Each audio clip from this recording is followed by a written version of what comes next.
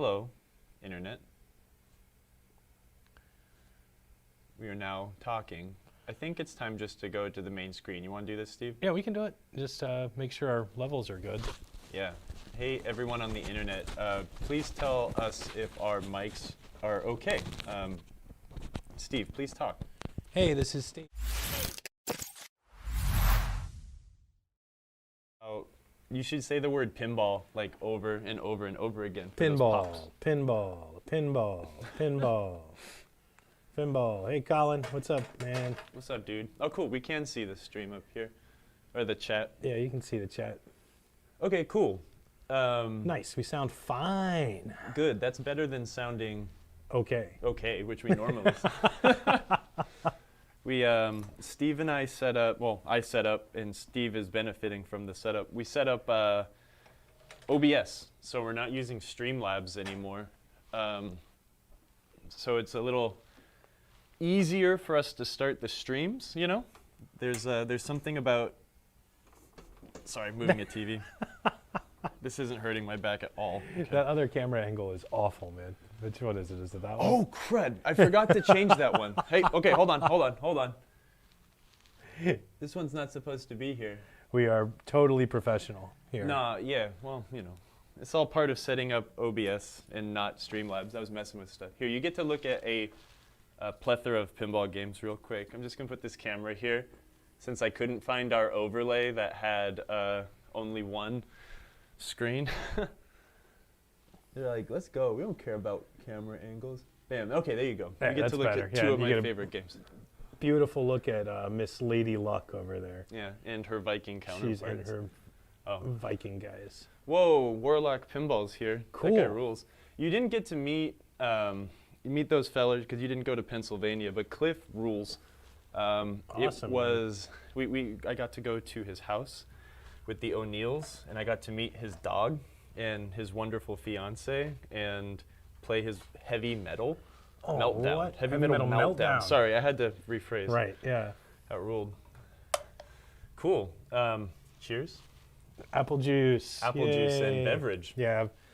I've got a colonoscopy tomorrow, pinball related, totally. Yep. So nothing but liquids for me today. Yeah. Yep.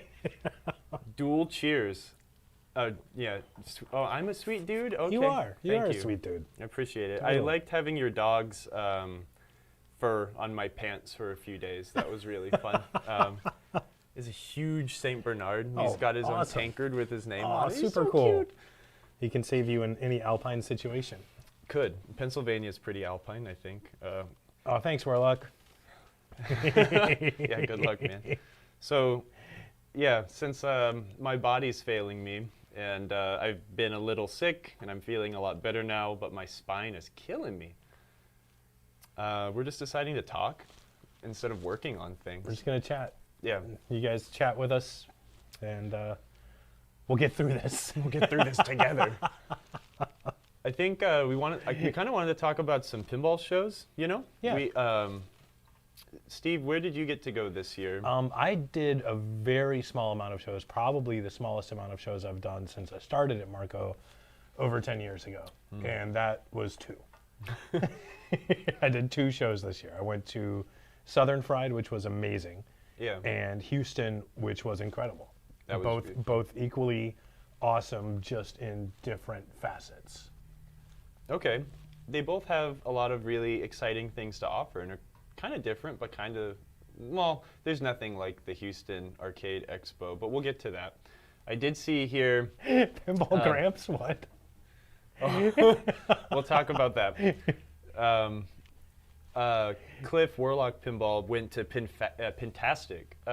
Give us like a 2-sentence summary. I saw what you posted on the internet, and it looked like it was a really good time. But, you know, it seems like a neat show. I've never been to. Have you? No, I've never made it to Pintastic.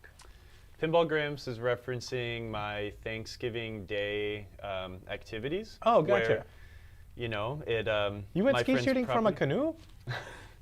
No, but that would have been fun. We were going to go and do canoes or kayaks or something, but we decided just to shoot skeet instead, which was a lot of fun. It would be fun to shoot from a boat, though.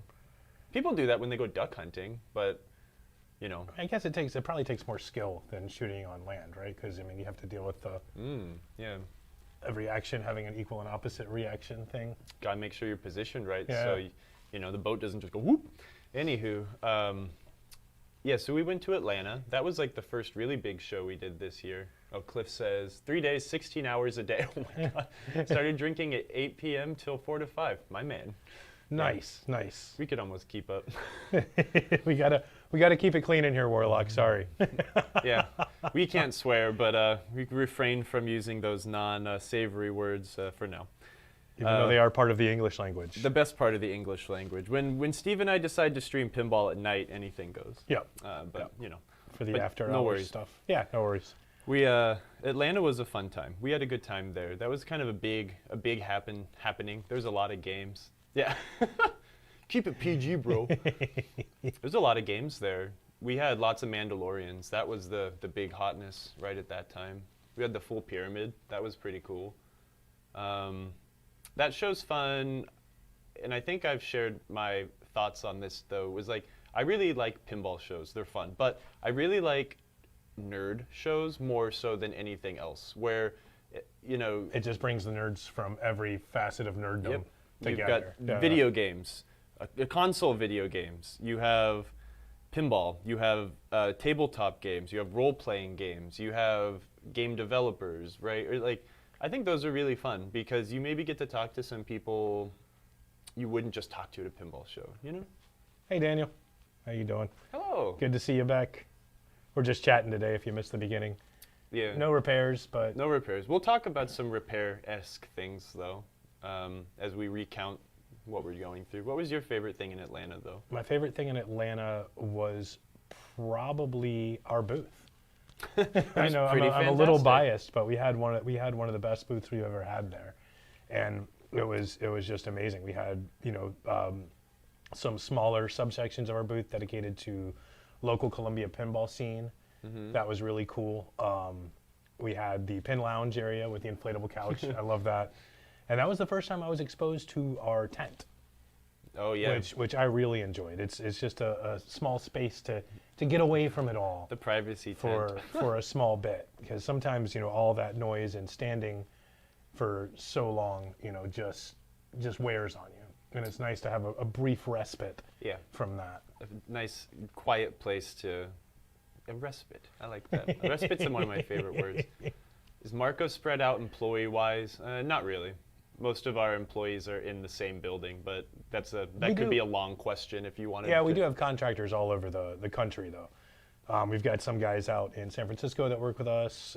We've got one of our main tech dudes, Steve Dankinich. Huge shout out to him. He is the backbone. He works out of Colorado Springs in Colorado, of course. No. Yeah, that's where it is. It's not man. Colorado Springs, Nebraska? Alabama, Colorado Springs, crud. Alabama. Yeah, most of us are here in South Carolina, It's semi-concentrated. But Emoto, she doesn't live anywhere. She's just all over the Yeah, place. she is a vagabond. Yeah, in for the sure. best possible way. Yep. What other shows did we do this year? I mean, I went to all of them, and I don't even remember. Let's talk a little bit about Houston. Yeah, the Houston unless shows- you want to take some time to talk about MGC.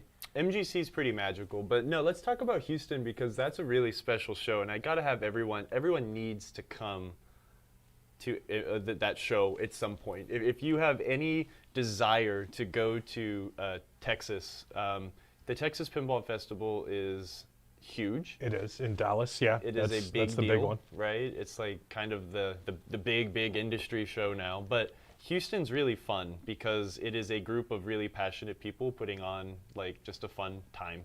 It's not like, it definitely is a party. It kind of has more of a party atmosphere if you choose to make it that way because the show, I don't think the show technically ends until the most senior person decides they don't want to be in that room anymore. We didn't stay out that late. We didn't party too hard, No. but we had a good time. We did. Yeah. It was. Yeah. It's neat. It's just a fun collection of games and a fun collection of people. And a lot of titles that you don't see at some of the bigger shows. There's They had a flying high Japan. I know that's not pinball. That's- but that was pretty amazing. I very much enjoyed Flying High Japan. Please describe what Flying High Japan is. It's basically a Japanese flight simulator, but not really. Yeah. It's more like, can you land and take off without making anybody angry Yeah. or scared or sick? You have like a little graphical indicator of like how the people in your airplane feel about your takeoff and landing and all the actions you're putting The on the faces plane. go from like smiling to like, oh, I'm so scared, and then like puking. It's fun. It's just It's a cool, huge, crazy collection of games that all belong to, you know, a core group of people. And then, of course, other people bring their specialties and things they want there. But I like that show a lot because it's got a really big presence with music. Yeah, that is one of the coolest aspects of that show. It's I mean, the showrunner, Keith Christensen, he is a musician and he loves music and he invites a lot of bands to come, and you know, every night there's 4 or 5 hours of music set up every night. It's really fun. Of live music, and just running the gamut as well, from, you know, rock to dance to weird, Mega super experimental. amazing, mega experimental stuff played on 2 Atari 2600s. I mean, that was Atari Matt. That guy was incredible, man. I Yeah. bought a T-shirt. That's how good I he wore was. mine yesterday. Nice. It was nice. great. Atari Matt. Atari Matt has like, was it like 2 CRT TVs? He's got an Atari 2600. Two Atari 2600s. 2 Atari 2600s, like some sort of a mixer and some pedals, right? Well, he's got the old school, like, what, I don't even know what they are. They're like big pads that hook directly into the Atari 2600. It's almost like a keyboard, but it doesn't have, you know, as many buttons as a keyboard, and that's what he uses to switch between the sounds. Yeah. And I think he uses custom cartridges as well. Yeah. That are created by him. Which is, it's just amazing. The dude plays 2 Atari 2600s, and both of them put up like crazy distorted things on the television, right? Like just like shapes, and it was really neat, man. Yeah, that 80 synth duo was really good too. That was super cool. Boom, you're right, mind blowing. So- Did you catch the robot guy?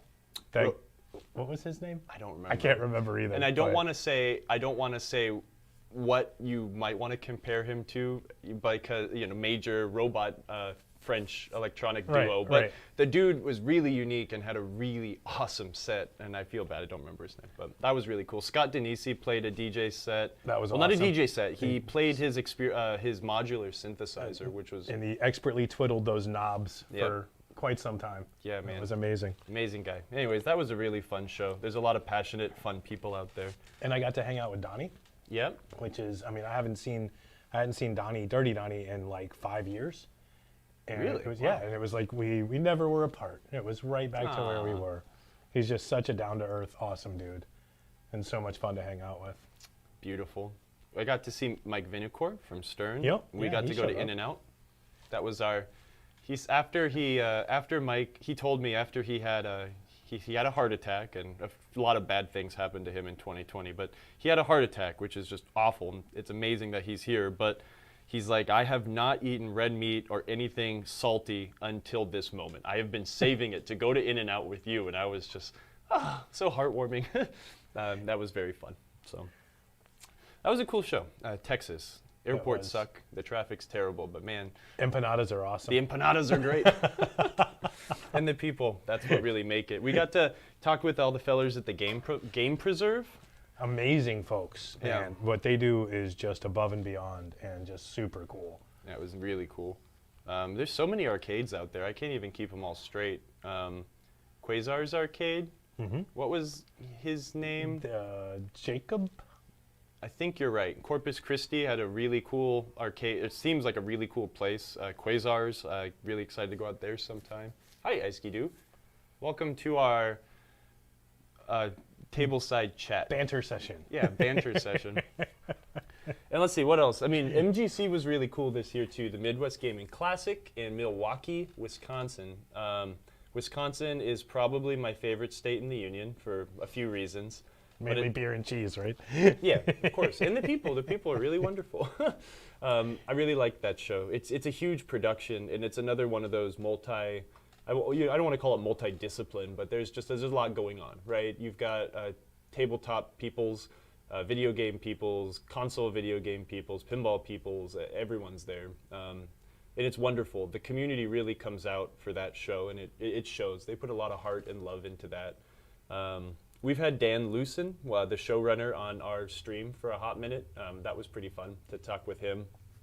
Very interesting person. But that was a really impressive booth. We put this booth together with Stern.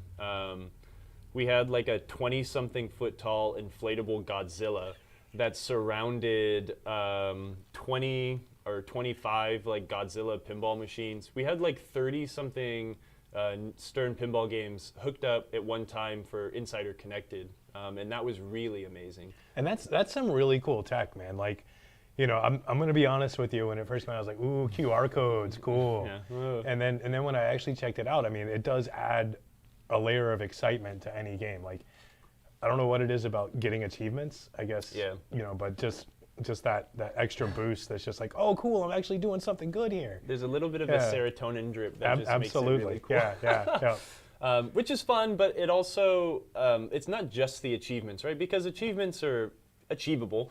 You know, you get the easy one. If you have a good game, you get like 4, 5, 6 achievements at one time or whatnot. But it is kind of fun to be able to have that proof, right? And not necessarily like, I don't care about my scores on most of the things, but you'd be like, oh man, you know, check it out, I had this really good game on Deadpool or something. I got the MXV Deadpool skill shot. I brag about that. I have the badge. It's wonderful. Tom Tony, hello, welcome. What's up, Obi? Wow, giving us all the best emotes. Cletus and Butts. I gotta subscribe to our own channel so I could go. I can't believe that you're not a subscriber already. I don't know why. I mean, yeah. That blows my mind. Because I'm always here while we're streaming. I can't come in and subscribe to the own channel, right? That's my excuse. But it was fun. I got to enjoy Jack Danger's Jurassic Park home pin game. It's actually really good. I feel like I'm doing it a disservice by saying it's actually really good. Because the home pins are actually pretty fun. Have you spent much time playing the Star Wars one? I have not. Did you play Heavy Metal in Atlanta? Yeah, I played Heavy Metal in Atlanta a good bit. Yeah. It was pretty cool. They're neat. I think the Star Wars game has a really neat layout. The Jurassic Park game was really fun, though. It's pretty amazing to see what you can do with not a lot of equipment. You know, it is. Yeah, you don't need a lot of gimmicks to make a game fun. Yeah, absolutely not. And I like gimmicks though. Well, it has a great gimmick. It's got a Robocop jump ramp. Whoa! It rules. Whoa! So that's it's pretty amazing. If anyone has one, actually, our friends Fliptronic, who will be streaming it again tonight. If you guys are interested in seeing what the game plays like, check them out. Hey, Retro Gaming with Hopper. Howdy. So yeah, it was just busy. I guess like for me it was kind of intense because not traveling a lot, and then one weekend I fly to Milwaukee, and then I get home, and then like 1.5 days later I fly to Houston, and it was just kind of. I mean, you were a trooper the whole time though, man. You pushed through. We killed it. So yeah, we totally did. We did a good job. You were reminded me of though, like back in the old days when, you know, we would do every show, and I would be in I would be in a different town, you know, for like a month or two every weekend. And I remember one time I was in Denver for the Rocky Mountain Pinball Showdown, and I was talking to somebody, and I was like, yeah, it's really great being here, and I just could not remember where I was. Oh man. And that had nothing to do with my state of inebriation or anything like that. It was just from being in so many different places in such a short period of time. Yeah, I mean, thank you, Roller Pinball, for the resub. Really appreciate it. Oh, we don't have that set. Thank you. I'm sorry we didn't notice that. Steve is here on his laptop so we can see, but I don't have all the widgets set up on OBS. Thank you very much. We appreciate it, even though we're not giving you repair content today. Hopefully you guys are cool with that. We'll talk about some of it, though, because the next part of my, oh, Kyle, you took 2 flights in 2 weeks. Wow, Crimea River. The next weekend I had set up to go to Savannah for the weekend to go do a big long service call at the Graveface Museum. And that place is so cool. I can't wait to take you. I wanted to talk about repair, right? And how to set up for repair, or differences in mindset and what you need to be doing for like restoration versus just repair. So we'll get to that soon. I want to kind of finish the recap. it was really special to me going to MGC because we did that booth in partnership with Kingpin Games. They were our like dealer partner, but we did it we couldn't have done it without Stern. They sent up a ton of people to work on, physical labor and also like getting the Insider Connected setup working. They had a really fun thing that they built for Pinball Expo and MGC where they were able to get all of the highest scores from all of the games. So there was actually like these big old high score leaderboards on televisions that would show who was current king, reigning champion on these games. Awesome. And it was really neat. Thanks for stopping by, Colin. Good luck with your stupid conference call. Yeah, meetings. Can't live with them at all. Anyways, but it was neat getting to talk to some of the systems engineers. It's really special that a lot of the people behind the scenes that you don't hear about so often at Stern are like, they're industry veterans. I got to meet a lot of people that worked at Stern that did work for Williams back in the day. I got to meet Chuck Bleich, who was Williams' head of electronics engineering, but he started working at Williams in 1978. Wow. It was really cool to talk to him about the evolution of, their systems, right? That he built, System 9, System 11, WPC, Pinball 2000, and how he does, he's the head of electronic engineering, et cetera, at Stern. I got to meet guru Jim Sheard. It was really magical to hang out with Jim Sheard for many reasons. That man's an incredible bartender. But Jim Sheard he's got 2 old school credits to his name. Jim Sheard designed Punchy the Clown, and he wrote the rules to Alvin G's Mystery Castle.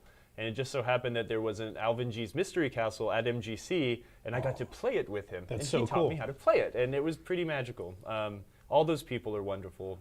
Hanging out with Pablo Padilla in the service department, it's just pretty cool. There's a lot of wonderful people there that aren't necessarily like customer facing.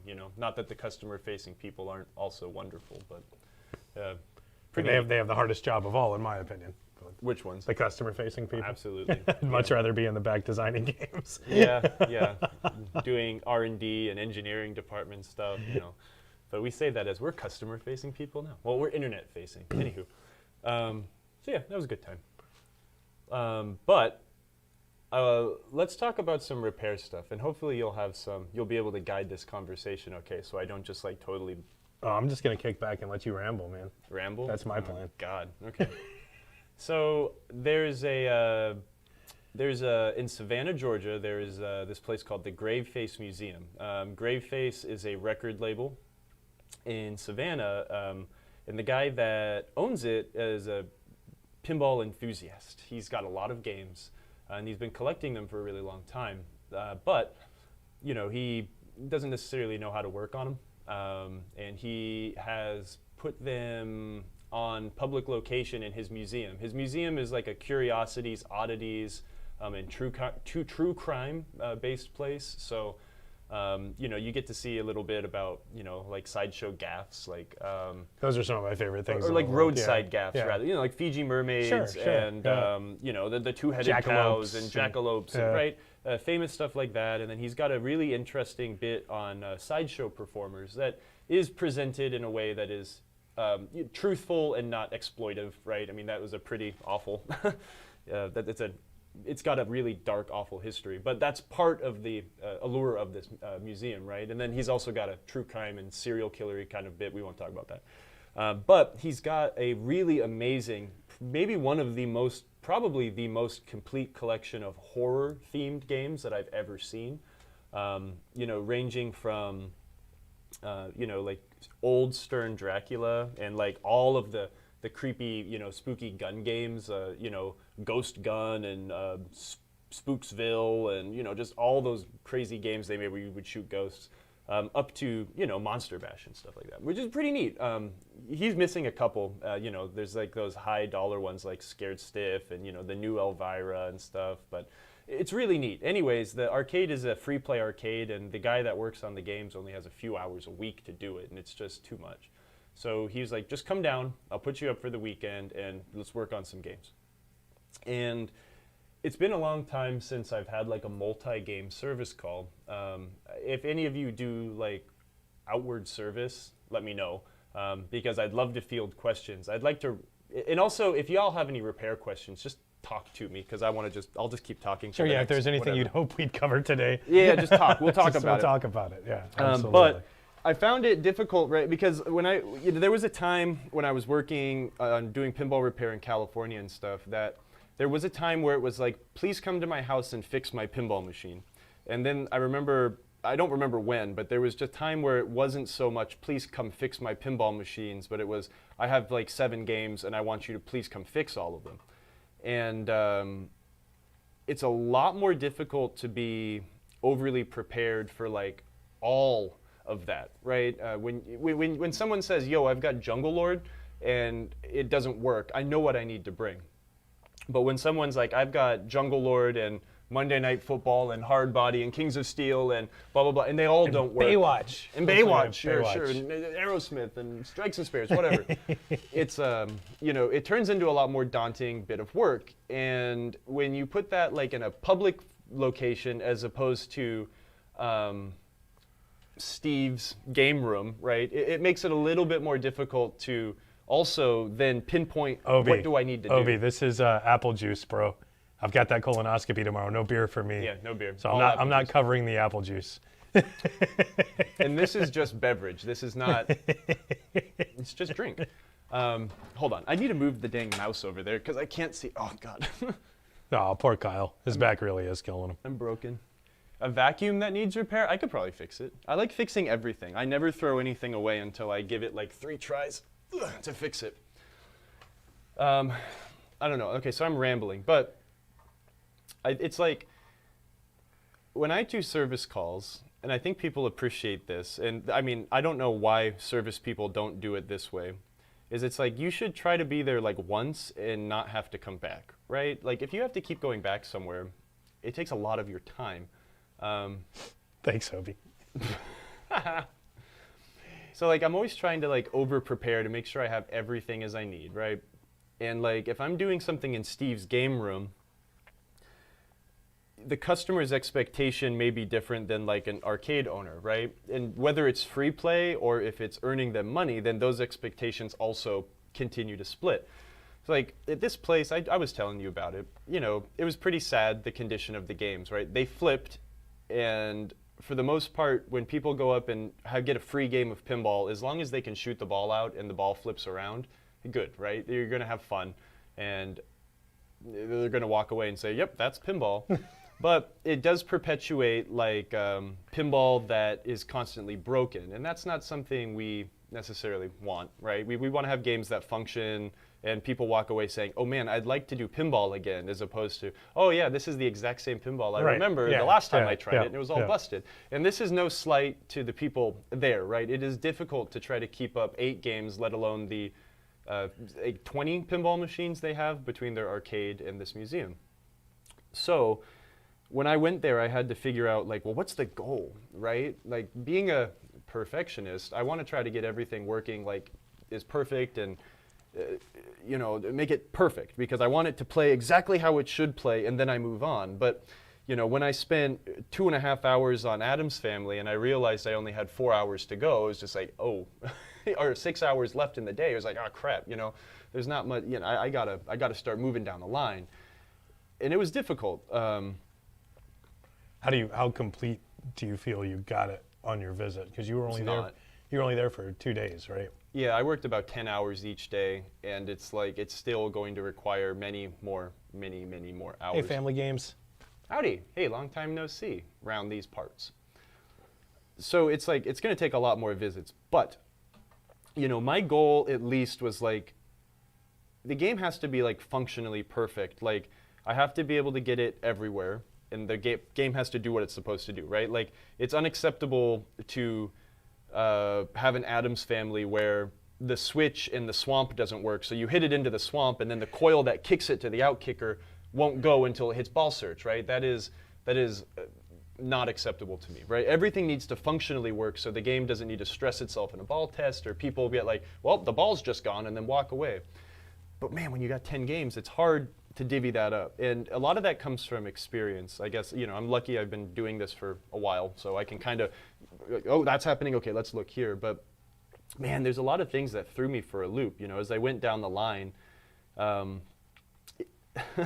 had a Nightmare on Elm Street, which is a great game. That's a really, really fun game. You know, I haven't spent a lot of time on it. I think I've only played it maybe once. Really? Yeah. It's a neat game. I like it. Oh, hey, before I continue. Drainbow's got a, yeah. I sometimes shop game in our club, 50 plus, and it's frustrating to want to make games work well, but there's just, yeah, man. Well, and I think a lot of this comes because like my first full-time pinball job was working at the Pacific Pinball Museum, where we had 100 games on free play from the 40s until now. And there's only so much you can do, especially while customers are there, right? So you're doing triage, kind of. And that's kind of what we had to perform here, because it's also difficult. And I keep expanding this 10,000 ways, and I'm never going to complete any one of these paths, because all of these games need a shop out, right? They all really need to, whatever you consider a shop out. But to me, that's like bringing it to my shop or something and being able to take it apart, look, clean, retighten everything that needs to be done, put it back together and be like, okay, this works perfect, we can put it back on the floor. And you know, I'm not going to have the opportunity to do that on any of this stuff. So it's a lot of like, you know, field hospital stuff, which is also fun. It's a different challenge.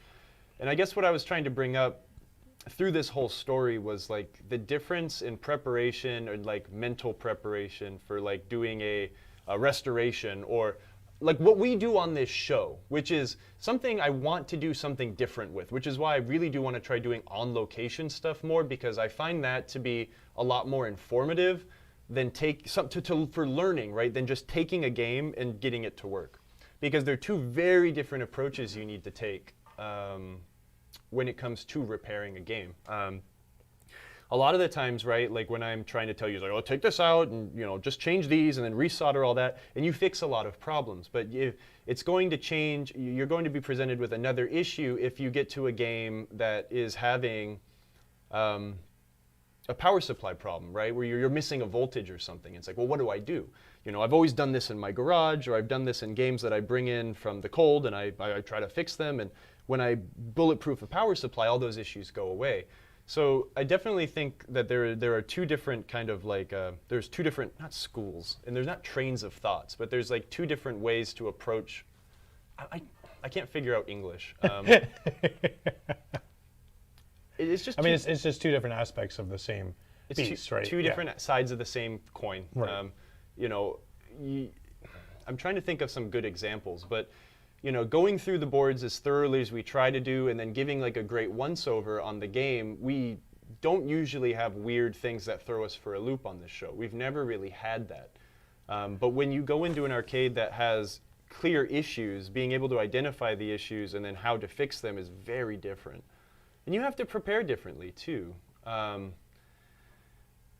You know, in my toolkit, I try to keep a little bit of everything. So if I am presented with, you know, 50 plus games in Drainbow Pinball's Clubhouse, or 20 different games in a free play arcade that I need to go fix, to at least be able to try to get as much going as possible. Digirati Home, that's a nightmare. Oh, yeah. It can be frustrating, you know. It's like, why are the flippers on Black Knight so sad, but the flippers on Black Knight 2000 are better? They're the same game, right? And I was like, no. It's, yeah, that can be awkward. But, you know, parts are, well, it's funny also when people like come to me, like, they have like a Williams Argosy or something, and then the game next to it is a Gottlieb whatever, and they're like, can I make my Gottlieb feel like that? It's like, nah. If you want to change out all the flipper assemblies and do all that work. Turn it all into DC. Yeah, you know. Yeah, you could. You could. It's possible. It'd be a little weird, but so I don't know. Why would you want to do that? The Gottlieb flipper assemblies are so good. They just feel different. Yeah. Well, it's like what I don't like about they're just solid, man. Those people on the internet saying like, linear Bally flippers suck and they're the worst thing ever, and you need to switch them back to the old style. And it's just like, or you could play the game like it was made. Mm-hmm. Yeah. I mean, that's fine. Yeah, you could go ahead and put like Williams or Stern flippers into every single game, and it's just like, What's the Thanks. I got Digirati Ohm's name right. Digirati Ohm? I think I've always like tried to avoid saying your name when you've been in here because I don't. First off, like from where we're sitting, there's a TV that's maybe like 6 feet away, and I'm blind and I cannot read, and I've got it pulled up on my screen here, so that's a little closer. So. Yes, Daniel. Yep, that's what I was saying. They're a little strange, but man, are they solid. Yeah, it's probably the best flipper ever. Yeah, agreed. I don't think the funny thing is like, it's not funny. It's just kind of peculiar. Like nothing in that flipper assembly wears out. There's hey, it's Chuck. Chuck Casey. What's up, man? Long time no see. I will read your long paragraph here because I experienced some similar frustrations once when I came to the Museum of Pinball with David Valansky to fix games. Not frustration, but it's just like, oh, I wish I could fix everything and get it all right, but I have to keep going because there's a billion games here. Gottlieb flippers. I think people rebuild those flippers too often. I don't think I've ever taken in like a Gottlieb System 80 era-ish flipper game that really needed anything on those flippers to be replaced. Maybe coil stops and plungers, but man, those like big fat nylon cranks. The super cranks? They don't wear out. Those are amazing. And they did a great job. Chris and I always used to like joke if we were gonna make a game, like the most reliable game ever, it would be like Bally Electronics, Gottlieb flippers, and you know, the list went on. It's like what else would be in there? So we never would have to service the game ever again. I'm going to read Chuck Casey's comment aloud. Your frustration's common. There's only so much you can do in a limited visit. If the location keeps details of the issue, that helps. Have a team or even an assistant, that helps. Yeah, here's the problem. I don't know anyone here who could ever be my assistant, and I really wish I could. I'm not doing it. If I could ever hire an assistant, I would have to go like full-time pinball repair, but there's no one else to help me around here, so it's just me. I lead the repair efforts at the Museum of Pinball. Now the tech team visits the Pinball Hall of Fame in Las Vegas. Divide and conquer based on ability. Don't fix what isn't broken, work at your abilities.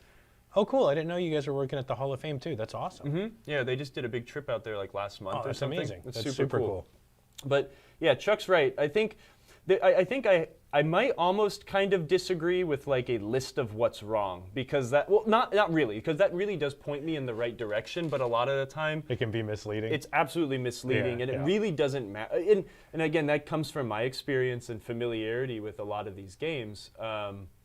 Just because when I step up, I could walk up to almost any of the games in here and I know exactly what they're supposed to do when you push the start button and what each feature should maybe do. And if not, it's pretty easy. It might be pretty easy to figure out, right? But a lot of the times when someone tells me a complaint, I will take it with a grain of salt and then I will go try to find something wrong with the game and then I will try to attack that. But again, that comes with your familiarity with things, you know. And if you got people that are familiar with the insides of pinball machines leaving notes for you, that's fine. Yeah, because the difference between you telling me like, hey, something is screwed up on Jungle Lord versus, you know, someone at the bar drinking like, hey, them flappers aren't working or something. Well, okay, you know, or even fix flappers. Yeah, okay, fix flappers. Got it. I got you, man. So that's. Yeah. Ziltoid has a question. What exactly do DMD driver boards do? What is a sign they're failing? Okay, so let's talk about the Williams DMD driver board, and we're going to go over this very basically, but they are called flappers.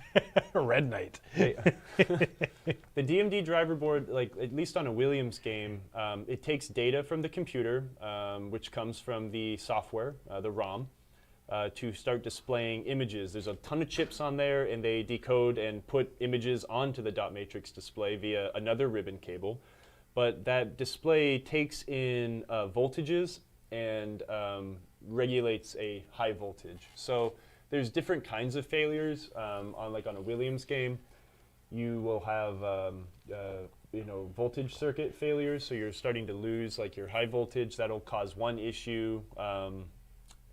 A lot of the issues, that's the issue you're going to find most often, or those things are going to burn up and they'll start damaging other parts of the board. So a lot of them do stem from just like screwed up voltage sections. I wish I had one here, but I don't. but I really don't understand how they work. I understand the voltage section, and the other bit is black magic. If something else is going wrong and the voltage exists, that's when I got to bust out a manual and start trying to relearn. But if you're experiencing issues with the DMD, go to PinWiki, find the system of your game, and verify voltages. Voltages are specific. They need, like 112 volts, negative 112 volts, 100 volts, or it might not be 100 volts. It might be a 12 volt difference. There's a lot of interesting things going on. 12 volts, 5 volts. A lot of the times, if one of those voltages are going haywire, you can also see weird things. Check that first. It's free. The next thing you can do is check ribbon cables. Daniel says it's a simple data converter. So yeah, that big line of chips on that WPC DMD driver board is just a turn these ones and zeros to a different kind of ones and zero. Yeah. Obi had a question too. Yeah, let's see. Yeah, Obi says DMD ribbon cables. Do the ribbon cables second. They're not free. But they are inexpensive. But they're cheap, yeah, right? But you can, if you have a voltmeter, you can check for voltages first. And if something's going wonky, okay, maybe I should look at that. we have kits for almost every DMD game on our website. So if you need a ribbon cable, maybe chances are the other ones in your game are failing too. So just look up the name of your game with ribbon cable kit after that on our website, and you can get them all at once. Yeah, absolutely.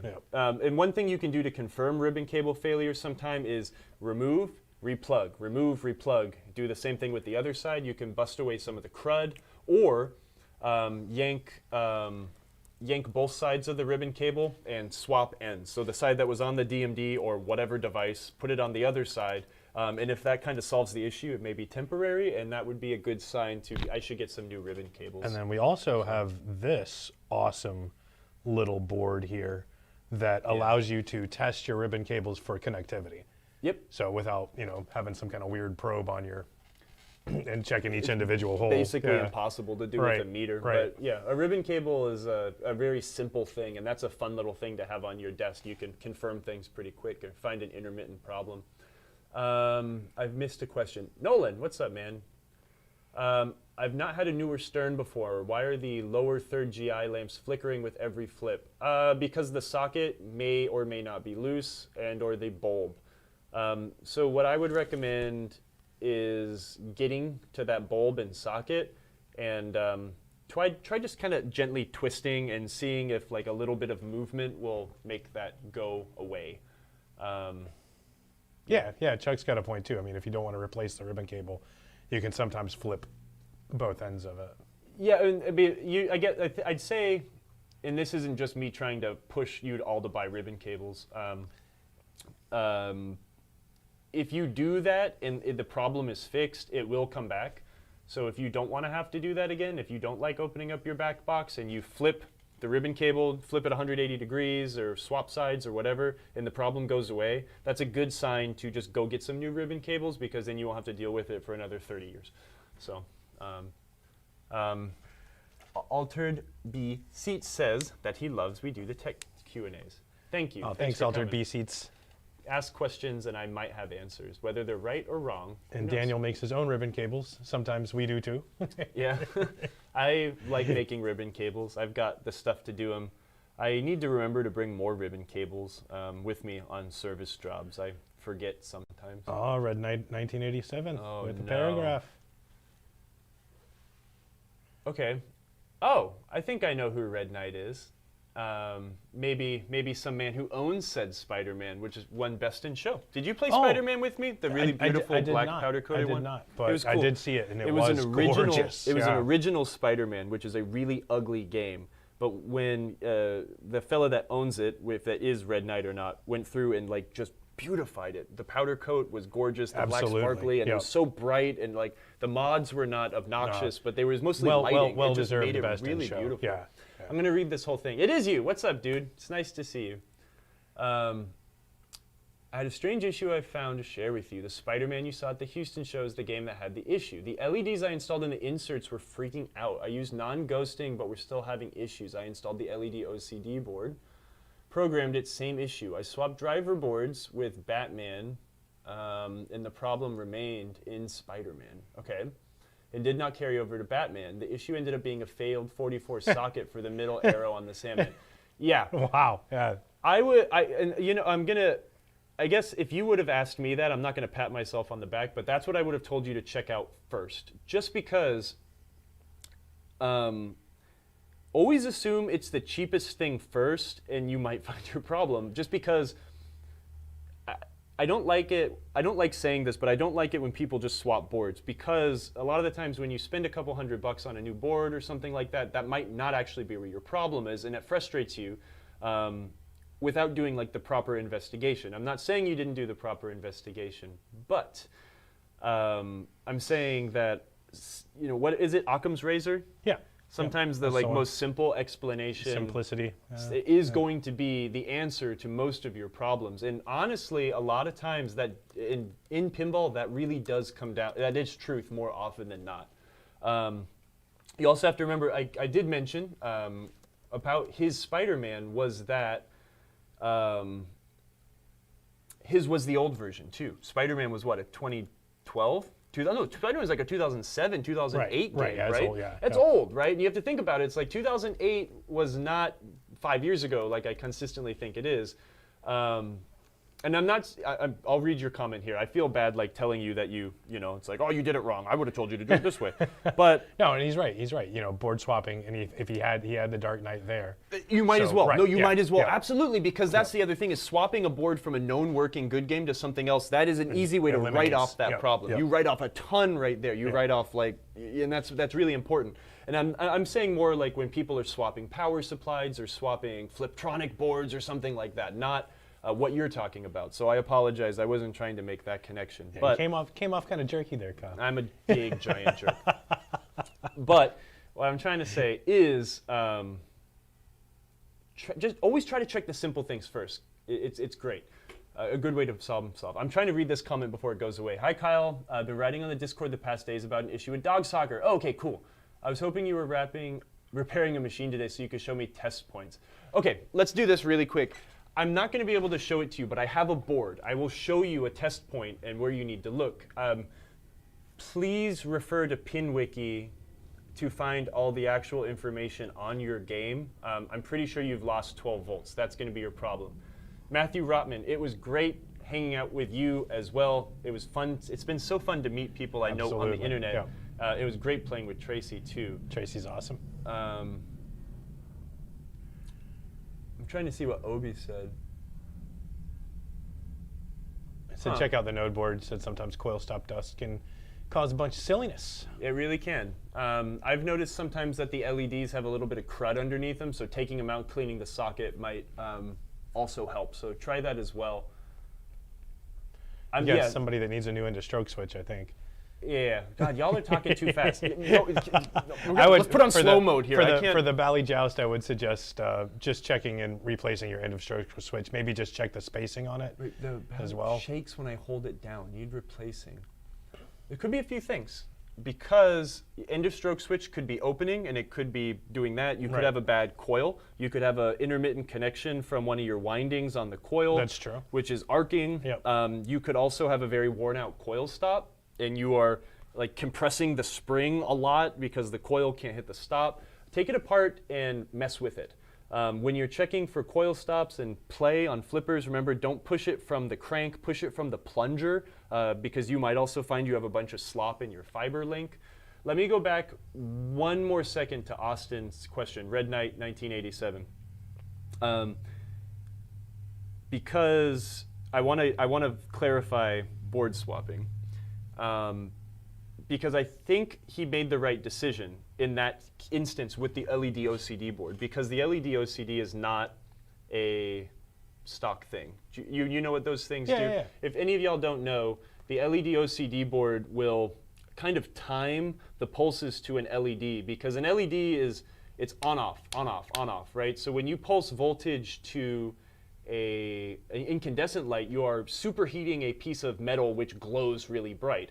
So as it heats up and it glows, you get a lot of these really beautiful light shows that were intended to be these sweeps that are kind of on, off, and really pretty. And when you replace them with LEDs, like blamp, blamp, blamp, blamp, and it just looks weird. So people have gone It's in. just binary. Yeah, there's just two states. Yeah, on off, and it looks strange. So the LED OCD board is there to pulse that out, and I think you did the right thing by swapping that. Let me rephrase this because I don't want to sound like a giant jerk. Because now you've got me in a complex No, he said mode. he didn't. You didn't come that way off. You didn't come off that way at all to him. Okay, good. So I think you're okay. It's just me. I'm just super sensitive. So.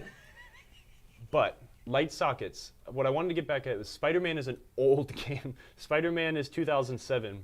So when we're thinking about Williams games or Bally games that are 40 years old, the first thing we do is we jump back and go like, oh my God, like this is old, we better replace it. We don't think about that so much when we're talking about Stern games from not even the same decade we're in anymore, right? That's 2 decades removed from now. That stuff's old, and we see the same problems we have with the 90s Williams games, right? So. No. Oh, thank you. Don't rub my ego now. Tell me I'm a giant Nah, jerk. Sagmito. Check me. You never sound like a giant jerk. Let me go get. Except that night we were setting up in Houston. What? I was trying to be a benevolent jerk. Benevolent jerk. Kyle's looking for that board now. Where's my box that says Atari pinball boards? Here it is. Let's look for a test point. He'll be back, I promise.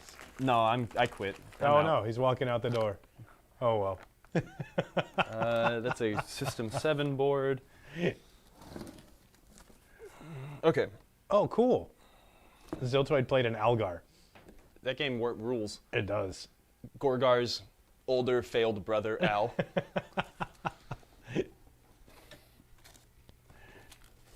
We've brought this box out once or twice. It has some curiosities.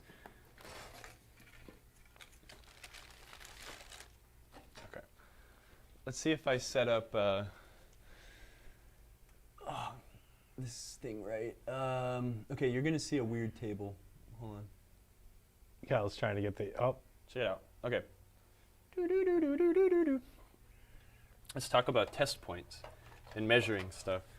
So this is a... Get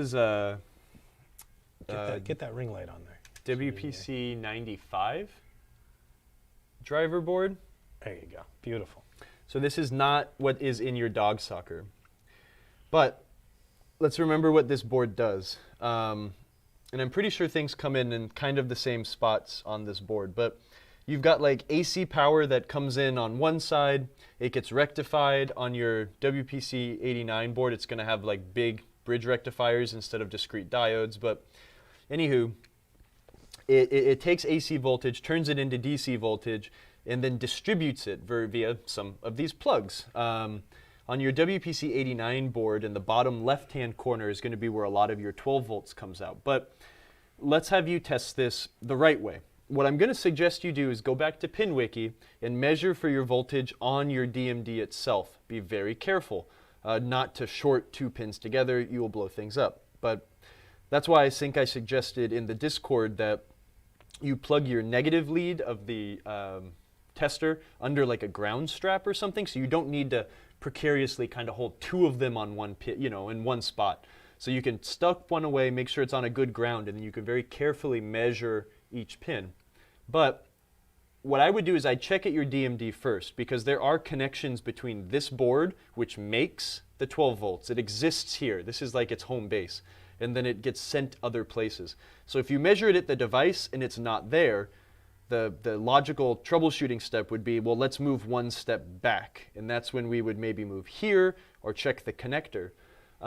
If you do need to come back here because you don't have 12 volts on the DMD, you're going to look for things that look like this. Do you see these little posties sticking up? Even on your WPC 89 boards, some of these LEDs will also tell you if voltage is present. One of them's for like 5 volts, one of them might be for 12, etc. But when measuring for voltage, a lot of these things will have what they are next to them. So you've got regulated 12 volts here, digital 5 volts, so a regulated 12 volts as well. You've got your lamp matrix voltage, 18 volts or something like that, ground, your zero crossing detection, solenoid, 50 volts. Are there any more test points on this board? No, they centralize them. That's why this board rules. 12 volts unregulated. So before it goes through a regulator, which keeps it like a solid 12. So if you measured this, it would probably measure like 15 volts, maybe 14 volts, 20 volt flasher voltage. So those are test points. And now my tirade is over. Just hold this on this board so I don't have to show the carpet again. Nice, Steve. Now I can click that. Man, OBS rules. Okay. Did that make sense? Was that helpful at all? Please keep posting in the Discord. Oh! Ow. How did that happen? I think he must have tripped on the cord or something. Oh, maybe I stepped on it like a big dummy. Hey, look at the camera still works. Steve and I are just destroying this place. There you go. It's not as pretty as you had it, but... Yeah, whatever. Now you get to see some other pretty games. Oh, man. What are people saying now? We might need to scroll up a little bit. My tirade went too long. The motor's going to be pissed. Well, Obi said that you shouldn't use the OCD LED board with non-ghosting. Really? Because it will lower the voltage to make the bulbs a little less bright, but at a higher refresh frequency on the bulbs. I've never really experimented with them. I like them, but I've never messed with it. And Red Knight's gone back to work. Thanks for stopping by, Red Knight. Thanks, dude. And Daniel says on his fishtail board, he had to change out pin connector for a backlash GI. He still has to do that. It's all burnout. Yeah. Well, come on. Do you expect any less? And then Altered B Seats said party foul. And Nolan, maybe she won't watch. I don't know. She's really busy right now. Yeah. That's kind of what I'm hoping for. Yeah, you can tell on me. It's fine. I'm going to go grab my apple juice bottle real quick just to prove it to you guys.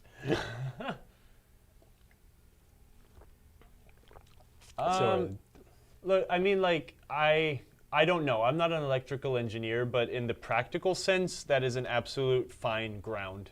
You gotta, like, I always tell this to people. It's like, why do you have such a crappy $12 Fry's Electronics voltmeter and not like some $200 fluke? Because you don't I have a $200 fluke. You should trade. You should trade me.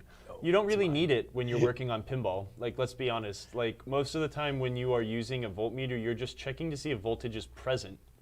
You're not working on something where a half volt might mean the difference between death and destruction. Most of the time, you're trying to see if there is 0 volts or if there are the right amount of volts.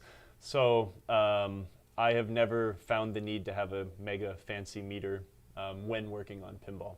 There are some instances where the mega fancy fluke is a better option because you can do more interesting things with them. And sometimes you can see ripple.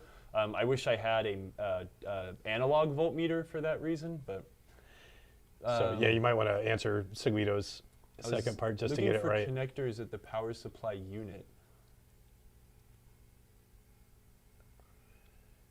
No problem. The second part of that.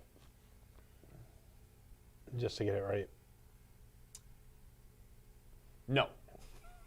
So when you are no, it's okay. It's okay. Yeah. When you're looking for voltage in a DC circuit, right? You know, voltage goes from it doesn't go from ground to voltage, but whatever. You need to have something that is ground, and you have to have your red probe on where the voltage is present. So like that little silver ribbon that goes in around your game. That's a good place to store the black lead. It's a solid ground, because otherwise you're going to need to hold your black lead on the thing that says ground and then put the other side on the thing that has the voltage. And that is difficult when you're also trying to not slip and read the voltmeter at the same time. So if you need to have an assistant hold ground wherever ground may be.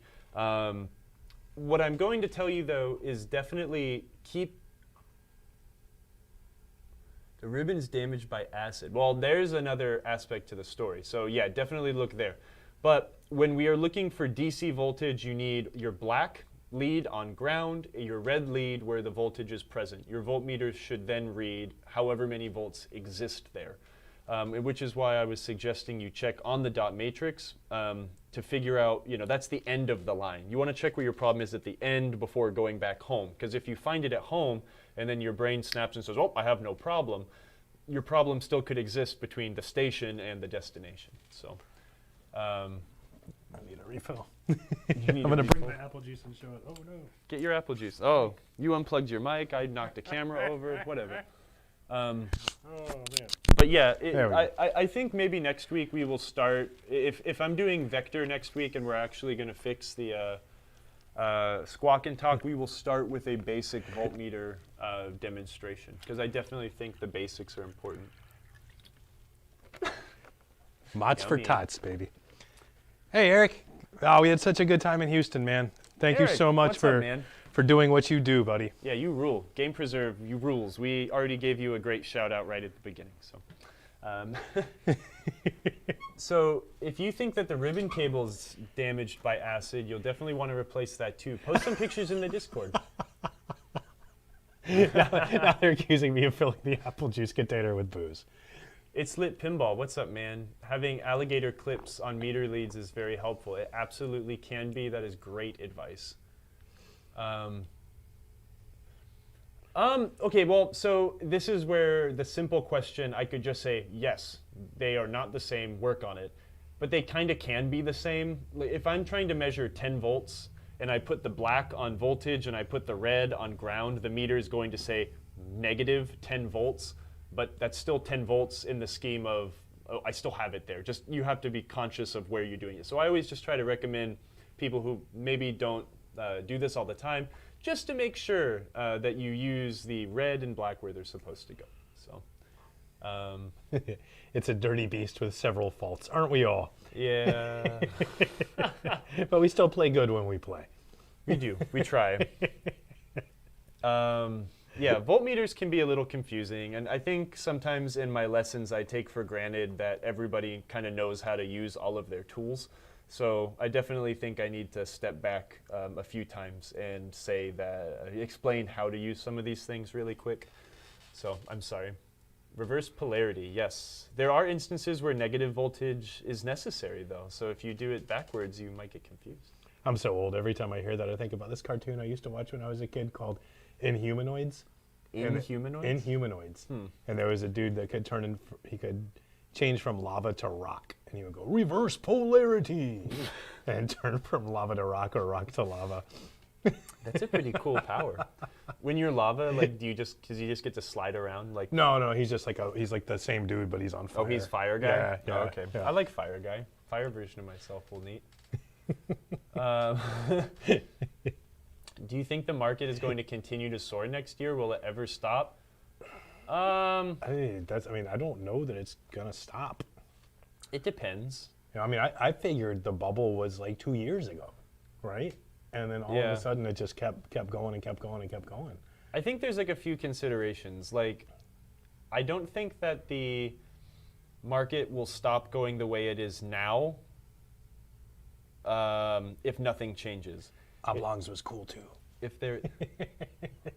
Oblong? Huh. You ever see that? No. Oh, dude, super good. But sorry, just go ahead, man. I'm random tangent here. I think the only thing that could really cause like a big disturbance in like what we would call the pinball market is if the barcade, the proverbial barcade bubble bursts and it goes away. If multiple barcades in one metro area becomes unfeasible and those businesses do not survive, you know, then you might see a massive amount of equipment going back onto the market. And why would you pay $8,000 for this 40-year-old game when there's another one that's really easy to get just one town over or something? So, you know, hopefully that doesn't happen. I definitely hope prices normalize because I think right now, you know, it's just nuts. Yeah, there's inflation in everything right now, though, right? Yeah, you're right. There's a supply and demand thing, though. You know, there's a lot of people that maybe visited Portland and was like, man, you know, quarter world rules. I'm going to open up a barcade in my town, and that again, that's the kind of stuff that just drives the prices up because the simple principle of supply and demand. You're right, Nolan. When that happens, prices may come down, or you may have to bring wheelbarrows full of cash to get yourself a game. Yeah, you know. Zimbabwean dollars here. I could use them. I want stacks on stacks on stacks, so I can go to Taco Bell. Yeah, I don't know. You know what I say? don't just go spend a bunch of money on a pinball machine because you think it's what you need, right? I mean, it's like, why would you go spend a bunch of money to have a game at home if you could just go play it on location too? So if right now is not the time to spend like a car amount of money on a toy, then just go support your local business owner who maybe had spent a car amount of money on said toy for you to enjoy it in their spot. If you're comfortable being outside right now, et cetera, et cetera. So, I don't know. Yes, more money, more problems. Also, mo pinball machines. That's right. I got to meet Pez Johnson at MGC. Yeah, I mean, you see that happen with EMs now, Jambo. Yeah, absolutely. I agree with that. No, it will, right? It's like there is a... Dude, like, think about it, right? We can't use the baseball card analogy at the same time because, right, baseball cards are valuable because there was a... No, it is. You kind of can, right? Old dudes really love Mickey Mantle or something, right? Let's just pick a guy. And they're in 1940 or whenever that dude was playing baseball, they just didn't make a ton of baseball cards. And no one thought to keep them because it was a kid's toy and they got thrown away. And when old dude wanted to have his collection of all of his favorite baseball players, there's just not a lot of Mickey Mantle to go around. The price goes through the roof, right? You see the same thing with like 32 Fords or something like that. There was a very specific time when like every teenager in America had a 1932 Ford, and they hot rodded the crap out of them and they got crashed and destroyed and blah, blah, blah. But when that age of people is not around anymore, does that item necessarily have as high of a inflation value, right? And you run, right, of jukeboxes, right? Jukeboxes was another thing. Everybody wanted a Wurlitzer bubbler jukebox because that was the pinnacle of their era, right? What they remember, et cetera. And jukebox prices have gone through the floor. Those things used to be worth a ton of money, and now people can't give jukeboxes away. Any jukebox, even the pretty ones, not just really ugly Rose and stuff from the 80s. Like, so I think there is something to be said about generational thing as well. So, but it's weird because you'd think that by Kyle's logic of the older generations, Nolan, keep it clean, but yeah, that's hilarious. he's not wrong. You'd think that by, well, Kyle's logic means that if that said generation wants to collect it, like, wouldn't EMs be worth a ton of money? And I can't argue that. That doesn't fit into that, anyways. But yeah, I mean, people, as somebody else said, people have been having this conversation for 20 years now. So yeah, but look, I mean, I bought my Twilight Zone for $1,200. And somebody wants right? to, like, the Charleston Pinball Arcade once year 2001, and said that restored Seabergs are still pretty high up there. There are still some jukeboxes that are pretty high in value, yeah, but they're not anywhere near where they used to be. And Den0123 wants to know how old is an old dude? 32.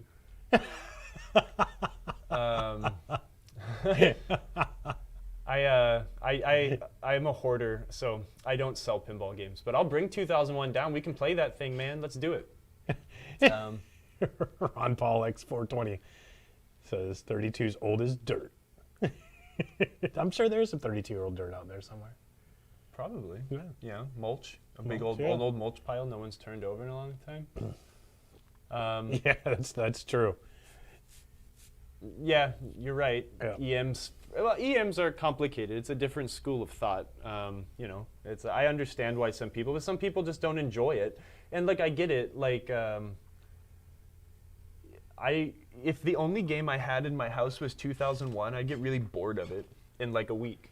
Geez, there's just not a lot to do in it. And I understand why some people don't have any interest in that, because if they want a pinball machine but they only have room for two, why take two really boring games, or not boring games, but very simple games that you can kind of see everything and then you're done. I'd much rather have an Iron Maiden, right? A game that you'll never finish through or something like that. So yeah, Ron Paul 420. Normally what we do is we actually demonstrate some pinball tech processes. Yep. And show how to fix an individual problem on a given machine. But today we're just doing a Q&A.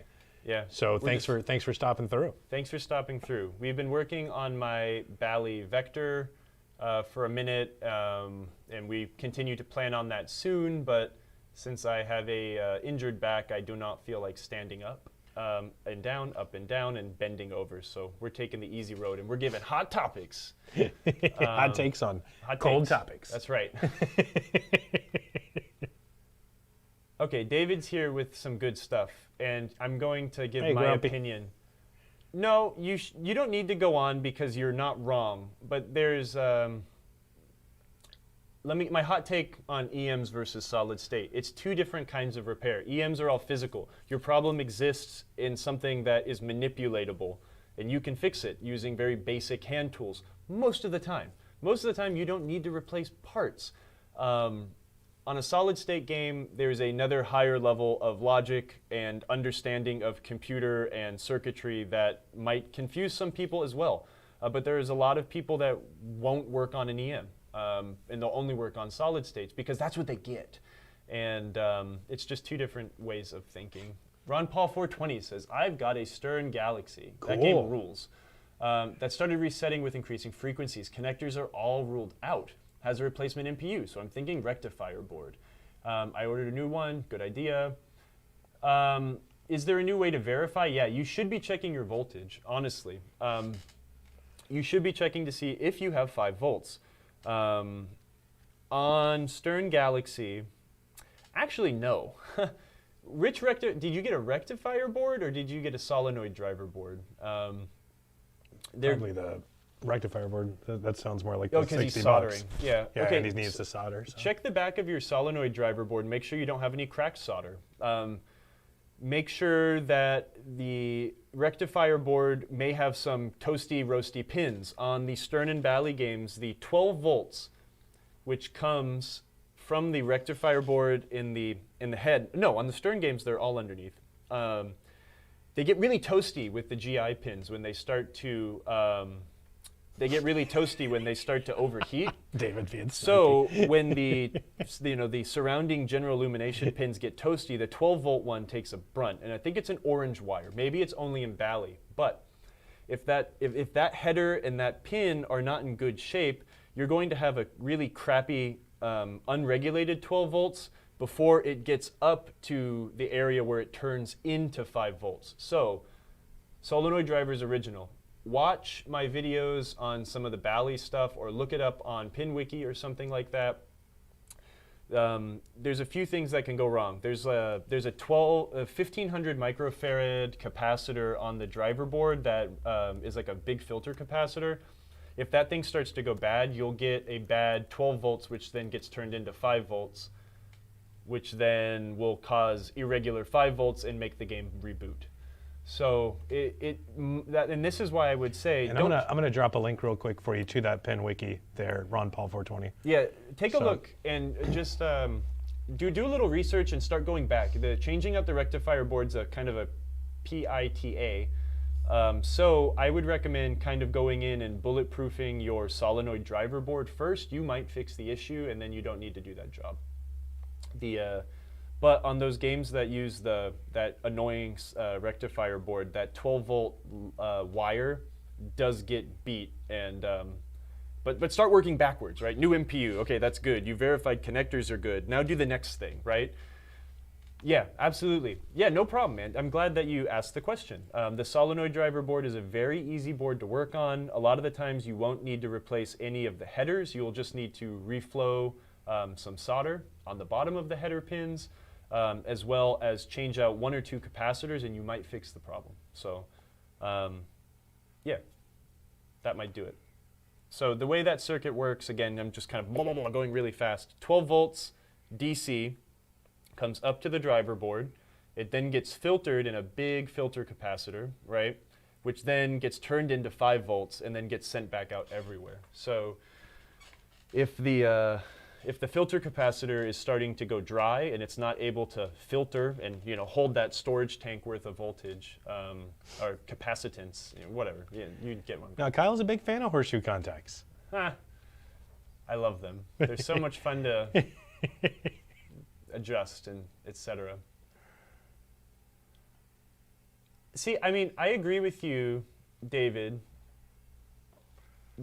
Yeah, I agree with you 100%. The EMs are not easy, but it's just a different like train of thought and understanding a different set of components and stuff like that. EM games are easy in their own way, but difficult and a little more confusing in other ways. They're very intimidating.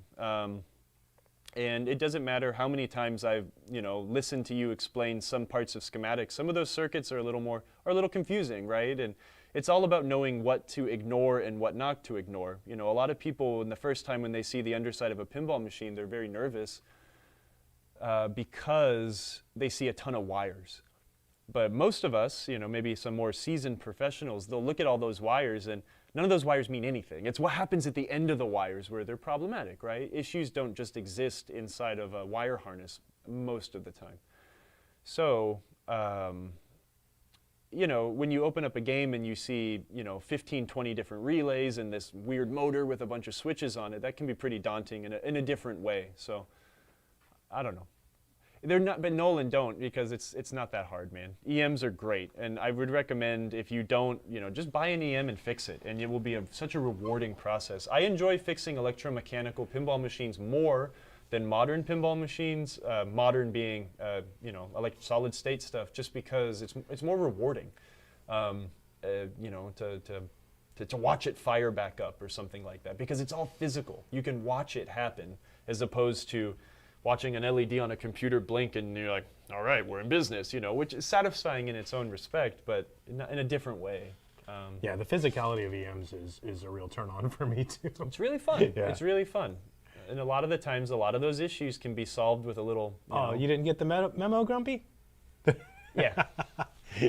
Hey, by the way, we've got these back in stock. They're back in stock. Go on buy the them. website. They're super Woo! rad. This was actually this is more fun than I thought it would be. I thought I was just going to talk for 2 hours. Well, I mean, I am, but So I like people want asking everybody these to questions. dress like us, so I'm going to drop this in the chat. Yeah, buy these shirts because they rule. There you go. Dirty Donnie did the art. They're screen printed by Free Gold Watch in San Francisco. Yep, greatest So arcade. just and pinball the through hate. and through. So maybe you know what? Actually, don't buy one because wait. Don't buy a shirt. Hold on. Can we make a discount code for next time we do Pintech just for category? Can we do just for? Yeah, we can discount a category. Yeah. Maybe next week if you all want this shirt. Well, it won't be next week because we're still running that free shipping for all orders over $199. oh yeah. So. Well, yeah, we're still running on the back of our Black Friday stuff right now. Yeah. And so that'll clear up. Let me look at the website. Actually, buy the shirt, but buy how much are those? How much are they? 100. The shirts are $30. $30 for adult sizes. So buy the shirt, but also buy $160 worth of other stuff, and then you can get it shipped to you for free. And Bam. that's until the 15th of this month is when that one expires. That is 13 days from now. Must have been free shirt day.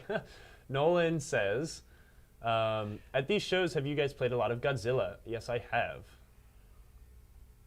Obi, I've often wondered the same thing. I mean, I've never received direct credit for it, but it does feel like it is my likeness. He was. So.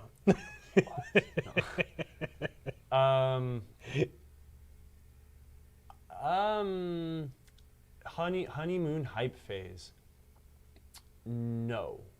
No, it's really good. And that's not me just saying that because I We like love Stern, all pinball right? and And I we love love everybody that does. works at Stern, and we love Stern a lot.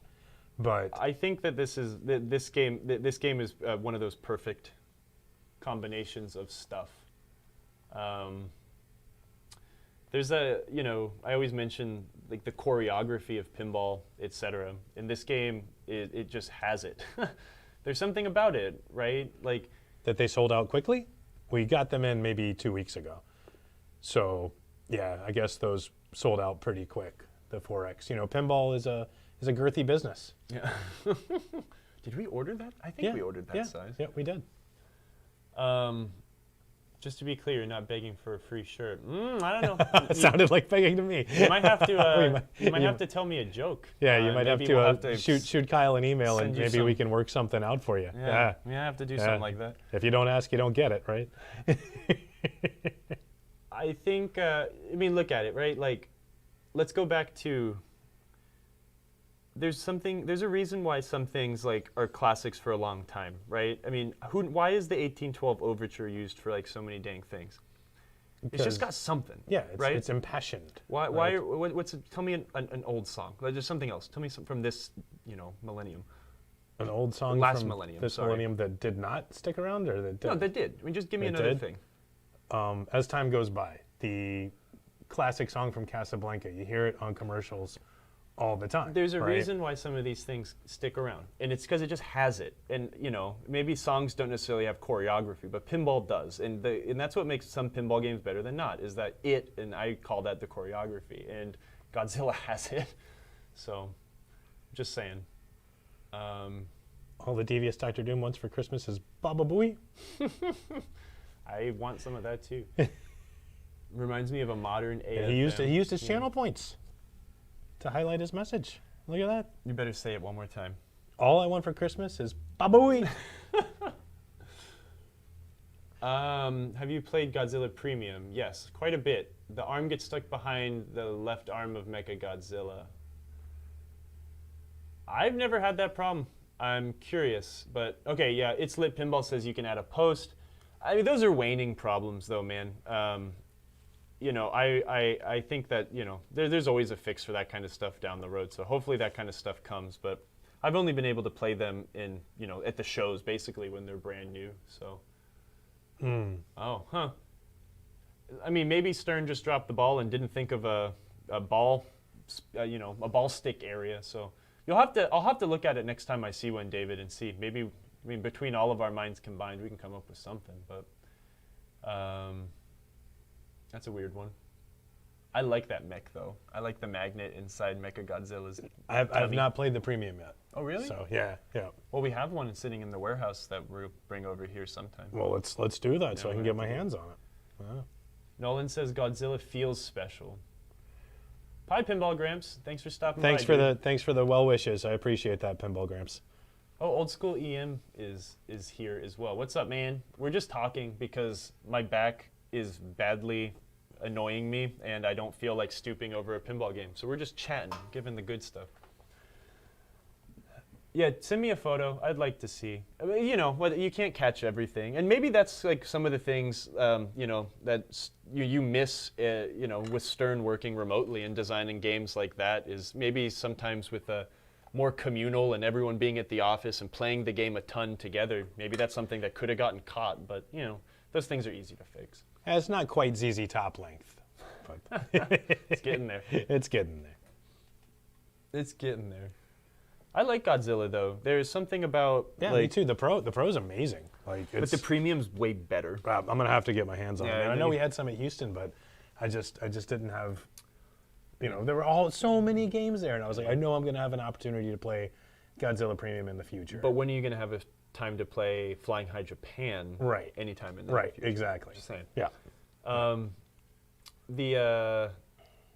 There's something about like the sound design is just perfect. And the fact that you can switch between English and Japanese. That's so cool. That's a That is really so awesome cool. touch. The video assets on that game are great. I mean, they have so much to pull from. It's really comical, and you don't necessarily. I think the other important thing is you don't need to like enjoy Godzilla to enjoy the game or to find that funny or something. I love Godzilla, so I don't know how that feels to not like Godzilla. I don't either, but I know that like someone like my wife who maybe has never seen, like classic Godzilla, probably any Godzilla movie, she could still step up to it and understand what's going on and find it enjoyable, as opposed to maybe like, The Walking Dead is a good pinball game, but I don't ever like go to The Walking Dead and be like, oh man, I love The Walking Dead, I'm gonna go play this. Like I've never seen the show. Sure. Right. But anyways, I think it's the video assets. What else? The art. A lot of people criticize the art for unnecessary reasons, and I think they're wrong. I think Zombie Eddie did a great job on it. I think it's really cool. It looks really good. The color palette is great. The game is also brilliant to shoot, and I like that the rules are relatively easy to pick up and understand. That's one reason I really like shooting the ball around on Avengers, but I don't like Avengers because I don't know how to play it. So, Kyle, you do replace a lot of IC sockets, but not all of them. No, don't. because you'll probably, even no matter how, well, I don't know your skill level, but unnecessarily attacking something that doesn't need to be attacked can a lot of the time create issues. So don't just go and replace IC sockets because you can. But there are some you need to replace. The old tan brown sockets on old Dash 18 or the old Bally computers, you need to replace those because they're crap. And all of the ScanB sockets on Williams computers and soundboards, etc. Replace all those because they're all bad. And yeah, Dent 0123 said it way more elegantly than I think. Fliptronic, hi! The Stern Godzilla is way better than the Sega Godzilla. I don't think there's any contest there. Yeah. As much as I want to love the Sega Godzilla, I cannot. I mean, it's still pinball. It's still pinball, but it's a different. They just at that time they weren't putting as much effort. Right. Well, they weren't. No, that's not that they weren't putting that much effort into games. They're just different. They were made at a different time, and you know, stacking everything is fun. It is. It is. I mean, yeah. So you can find something to love. Yeah. In just about every pinball. There's no such thing as bad pinball. It's like there just really isn't. You know, there's some games that are absolutely better than others, and some games I'd much rather play or maybe own or something like that. But I mean, everything's good. So,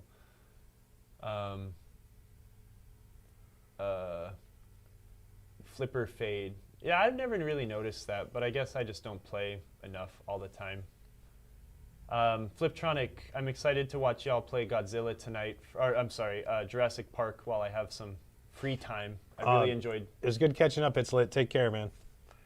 Yeah, take it easy, man. It's nice to haven't seen you around here for a hot minute. The audio left something to be desired. Who said what about what? I think is he talking about Sega? Yeah, please defend yourself now, Nolan, before I kick you. No. Then somebody asked about the different music modes in Godzilla as well, the hybrid rock and classic. Oh, I don't know about that. Yeah. I mean, I really think it's fun. Like every time you lock a ball, you get like a different, like 1 or 2 bars from Blue Oyster called song. You Go, go, go, go, go, Godzilla. It's really cool. Yeah, he was talking about the Sega Godzilla one. Yeah, he loves the modern Godzilla sound package. Okay, good. You've resisted the ban hammer this time. No, just kidding. It's different times, right? I mean, like, a lot of those games got made before the movies even ever came out, right? You know, whoever was doing the licensing at that time at Sega was just like, this is going to be, it's Godzilla. How's it going to be bad, you know? So, okay, let's make a game about Godzilla, and it just kind of flops. Yeah. But where it's like, maybe if that was a crazy good title or something. And, you know, I mean, honestly, the movie it's based on is not my favorite It's not a Godzilla great film movie. as well. It's So. really Oh, awesome. He got parts for Pinball Magic. Oh, nice. Should be coming in today. Why don't you tell me when you order parts so I can slip you funny curiosities and dumb things? I'm sad that they're fixing Pinball Magic because I'm not going to be able to magically find like thousands of dollars on the floor by the time that it's done being fixed and I can buy it. So maybe next time please tell me the next time you order parts so I can not send them to you. Oh. Ooh. Indy 500's not mine. I would actually, yeah, I'll trade it. That's fine. Come on over and I'll trade. How's the audio on The Simpsons behind you? Pinball Peanut asks. That game is notorious for awful sound quality. Well, I mean, it's as old got a as nice I hum. am, so Yeah. it's just it's bad, but it's fun because it's old. See, I don't know. I tend to disagree because I think that these Data East games sound. Oh, that's bad. The ball's stuck on the pop bumper, but whatever. I think that the sound on these old Data East games are actually quite good. I think they really do sound good because the stereo sound is kind of neat. Williams didn't do stereo sound like Data East did at that time. Are you talking about like the audio hum? I mean, it's old, right? Like the sample rate was bad. You know, they were probably sampling things from television too, where the difference like with Williams is they were like actually recording things. I don't know. No, Dent, I think that's perfectly normal. That's very There's nothing normal. weird about There's that. nothing wrong with that.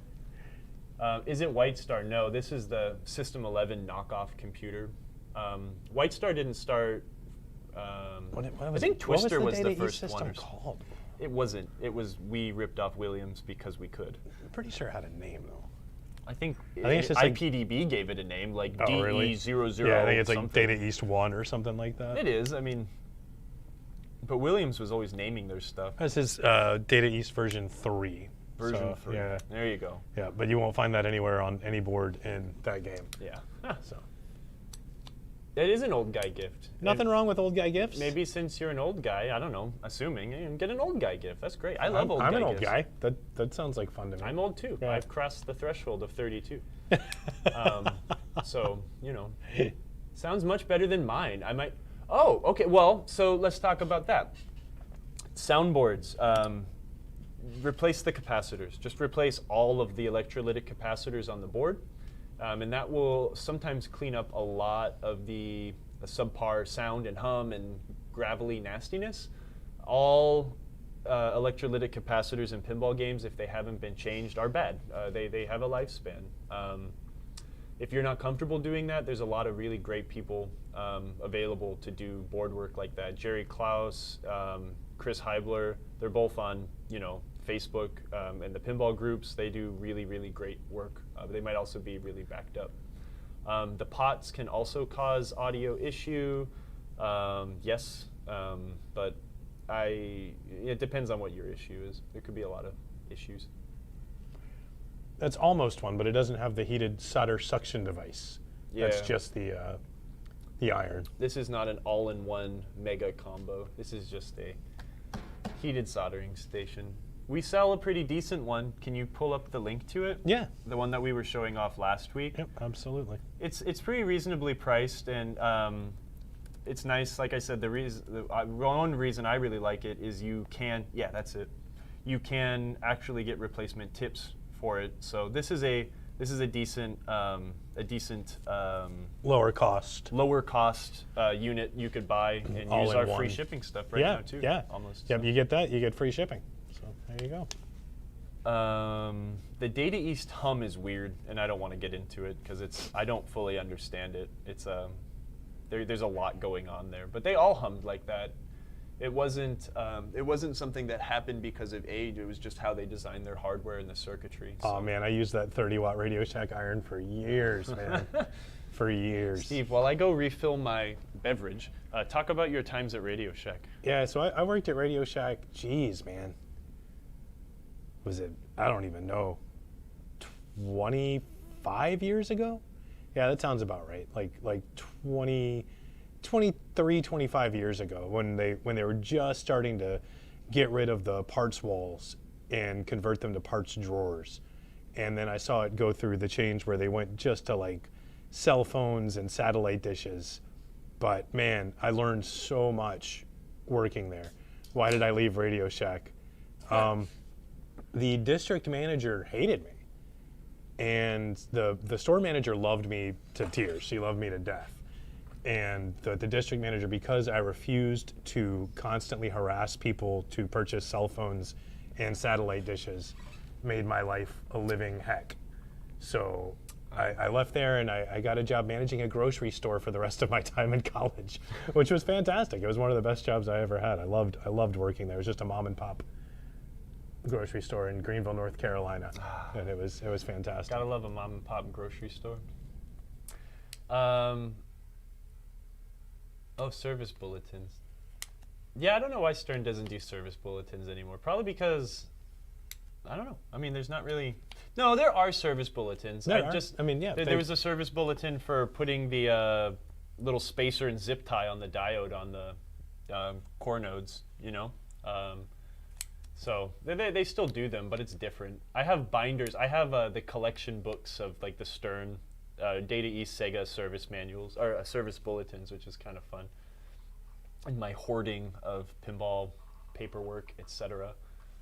I like a service bulletin. The good old days. I think it's like cell phone accessories.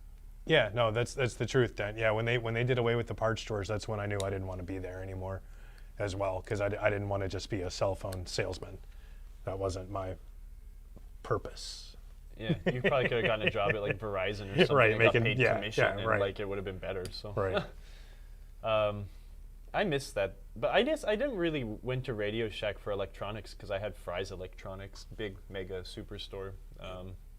Maybe also Radio Shack really wasn't selling that stuff when I was. Yeah, looking. by that time, yeah, I think Radio Shack had, like you said, went to a radio-controlled toy store and cell phone store. So, are there still Radio Shacks?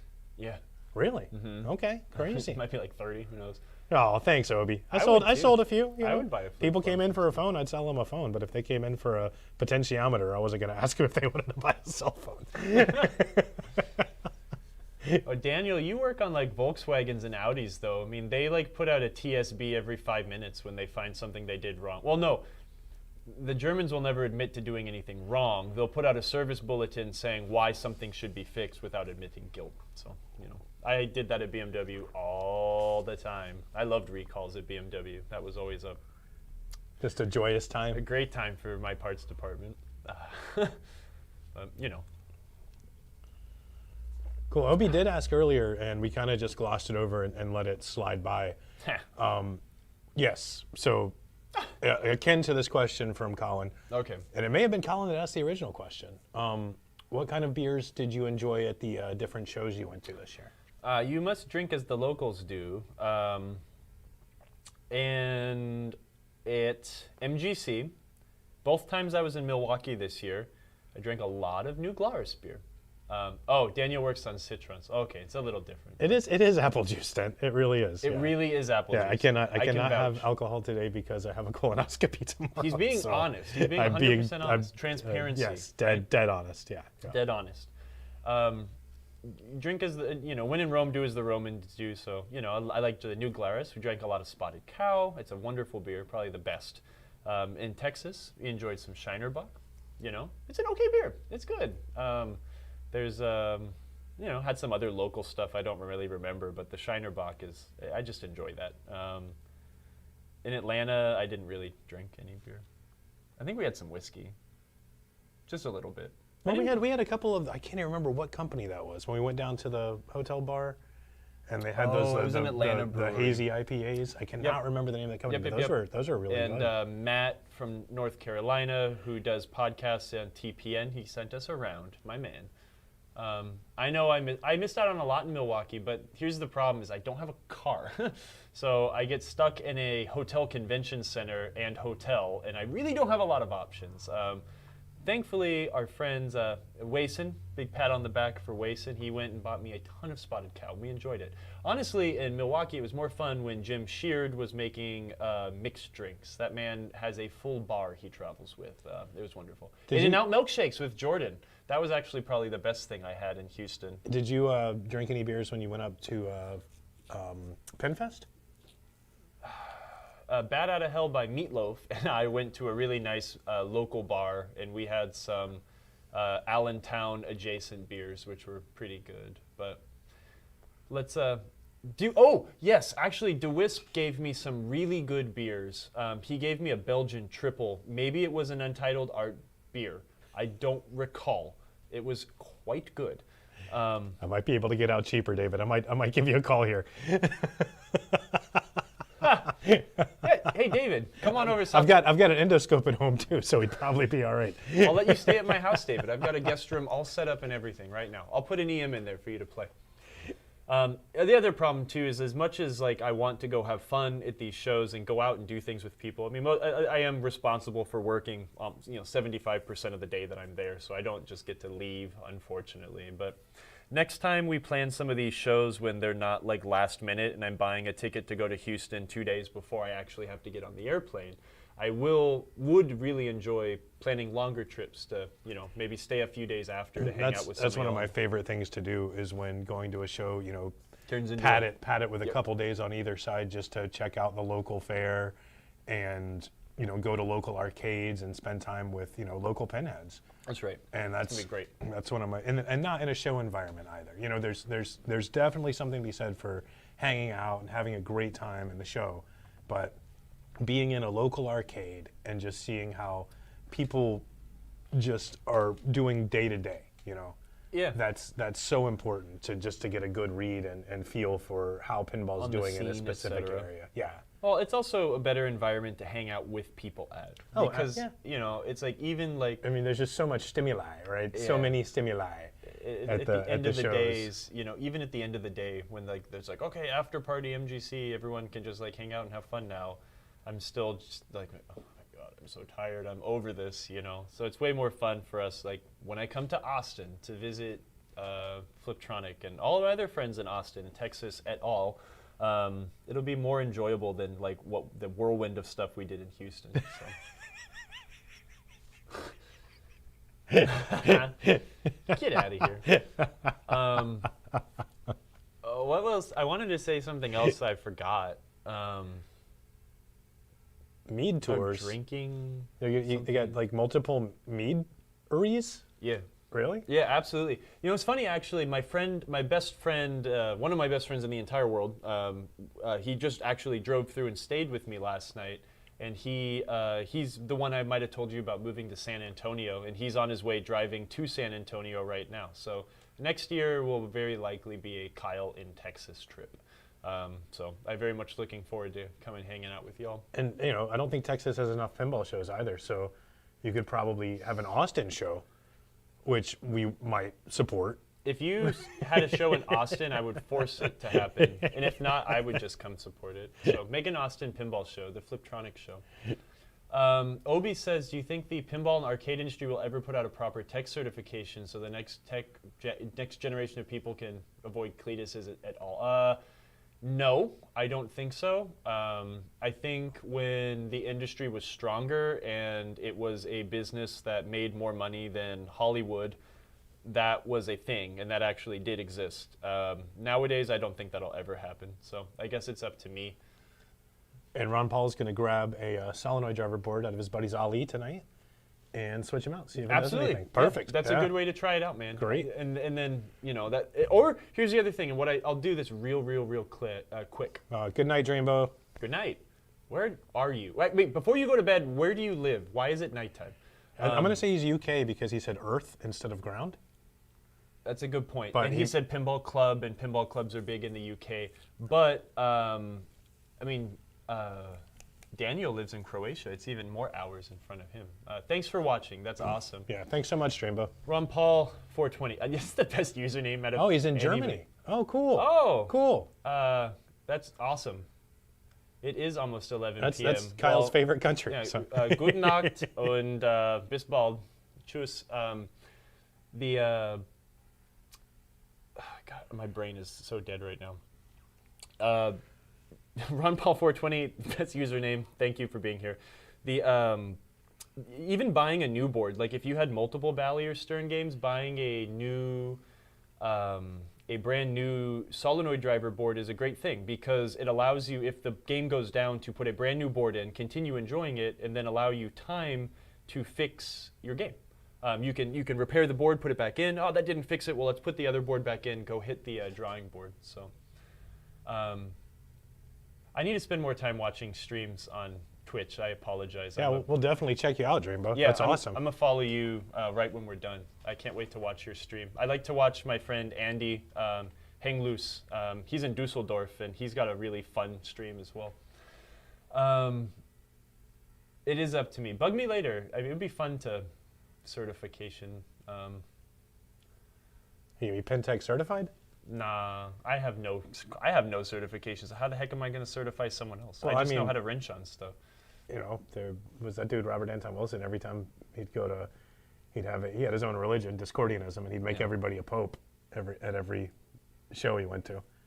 He'd just say, Okay. you're all popes. Well, so, I'm a I mean, pope. I think like you could do that. You could just be like, Well, you're my cardinal now. yeah, Cardinal Steve.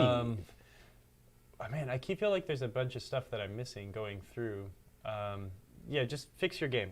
Put that thing from Ali. That's going to be a great idea. Great way to check and see if the issue's there. So, and that'll also tell you if your connectors are not good either. If you have a crummy crimp on one of those connectors, bam, you know that if it still does it, look at that next. That might be the cheapest thing to fix. The beer that I'm going to drink today, my favorite brewery in the entire Southeast region, Beer Keller, Colombia. They just released their Rauch beer, the smoke beer, which is a really traditional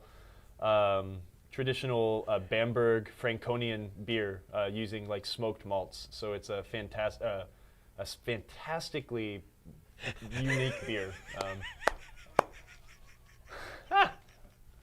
Nolan is officially a Cardinal as well. Now. He is certified. Certifiable is what he said. No, you're certified. You're certified. You built a medieval madness out of a freaking NBA fast break, which I still won't forgive you for, but you're certified. You're absolutely certified.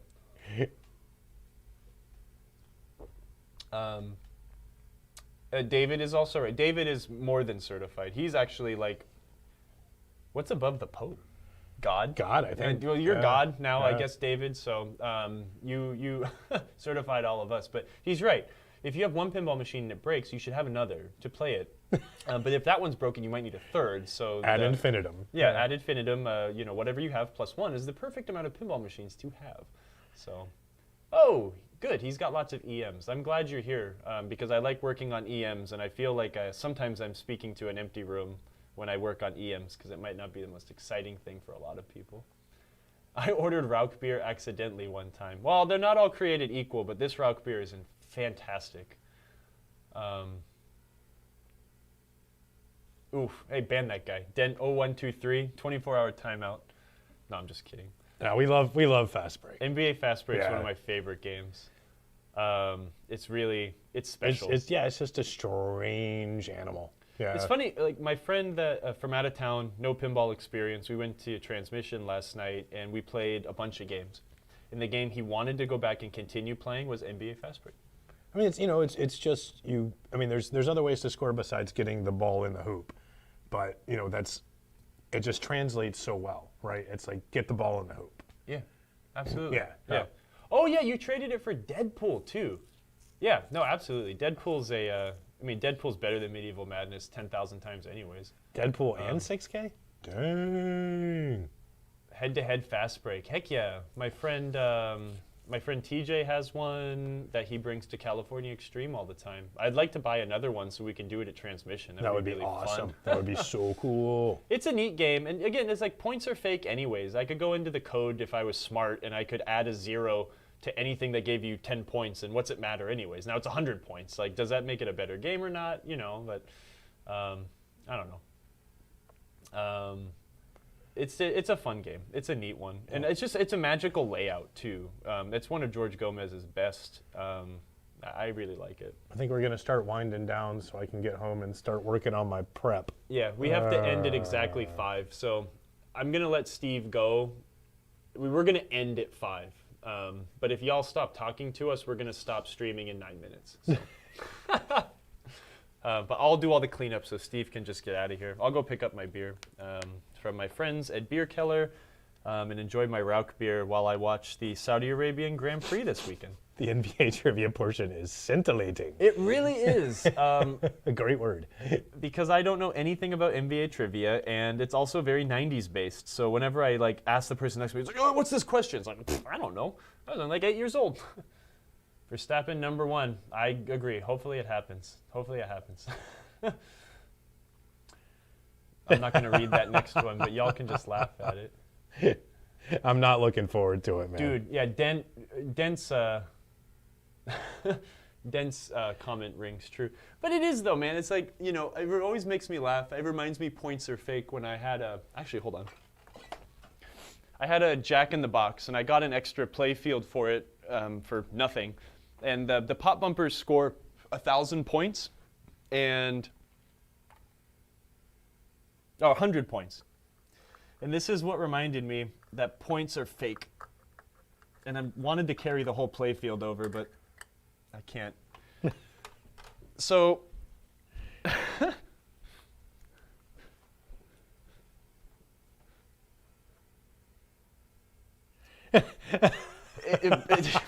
points are fake. It's whatever. Like in Medieval Madness, or in Attack from Mars, you launch the ball and you get 100 million points. It's like, that might make you feel like a champion, but the points inflation is real. Yeah, I think but that is something. There is a psychological thing with points, right? Does a game where you walk away scoring like 500 billion points make you feel better than a game where you might score like 600,000 points? Like, I don't know. Your EM points. Yeah, hey, ban that guy. Obi Drunk Kenobi, he's out of here. No, he's quoting you, man. Oh, what? I mean, that's your quote. I like my EM pins, but need to quit buying ones that don't work. No, it's going to make you stronger, and you're also going to sink a ton of time into things, and you'll get enjoyment out of it at one point. Keep buying old games. We do want to promote you, Grumpy EM Doctor. And Okay, yeah, let's read it out, just in case people can't see. Steve, you read it. if we want to promote the next online EM repair session, it is likely to be next Friday. It's not announced yet, but watch Pinside and Facebook EM groups. We do want to promote from this, so I read it. I'm going to read it again. EM Repair Clinic is something that Mark Gibson from Fun with Pinball and a bunch of other really talented people put on. Every X amount of time they feel like doing Bye, guys. it. I'm going to split. Kyle can do his thing. Okay, get out of here. I'm going. I'm splitting in 10 minutes. I'm not staying late. Where people will come with questions about their games, and they will have coaches that will try to lead through fixing their EM pinball problems. It's amazing, and you should sign up if you have problems. Jackbot does have ridiculous inflated points. That's true. If one of those Chicago coin EM games is Dolphin, just get rid of it. That game's not worth it.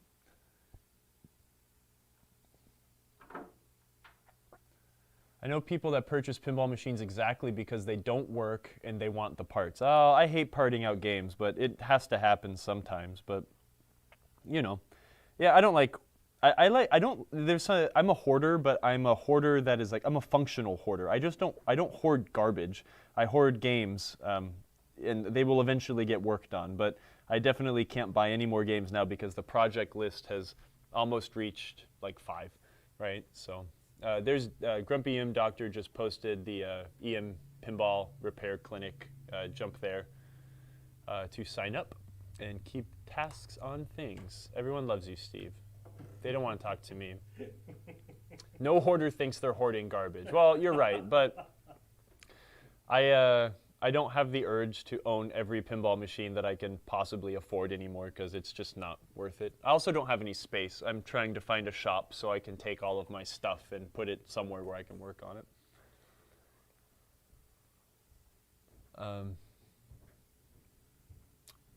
I guess I'm also, not to make light of like an actual mental problem, which causes hoarding, but you know, I just have a lot of stuff and I don't like selling stuff. Like I don't sell my pinball games. There may be one game that I'd sell, maybe my bow and arrow, but like I never sell anything. So nice stream. Thanks for listening to me talk. I feel bad that I'm not like actually giving any information, but it was either me just doing this or not streaming, so I figured this would be better.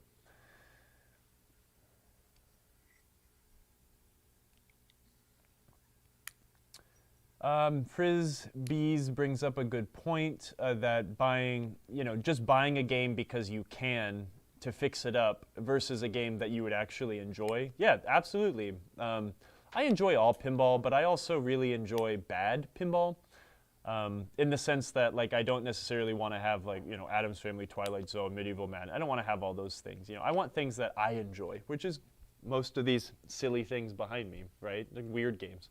Simpsons is not mine, but I do enjoy that game. I have plenty of customers that should be on the Hoarders TV show with their pinball machines. Some of it is very bad, and it's very sad as well.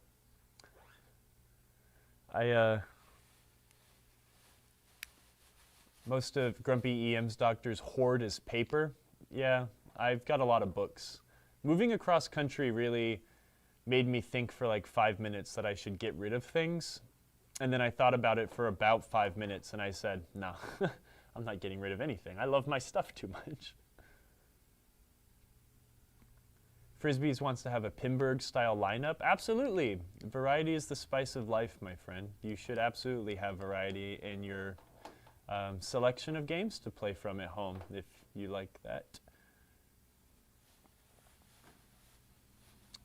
Obi is doing the Lord's work, Emoto's work, Lord Emoto. Bumping our Discord. Definitely join. We try to go over repair top. You know, if anyone ever has a problem or needs a little assistance, I love to jump in. We all love to jump in and assist where necessary. A lot of the time it is goofing around, and goofing around is fun if you like being here with all of us strange people, me included.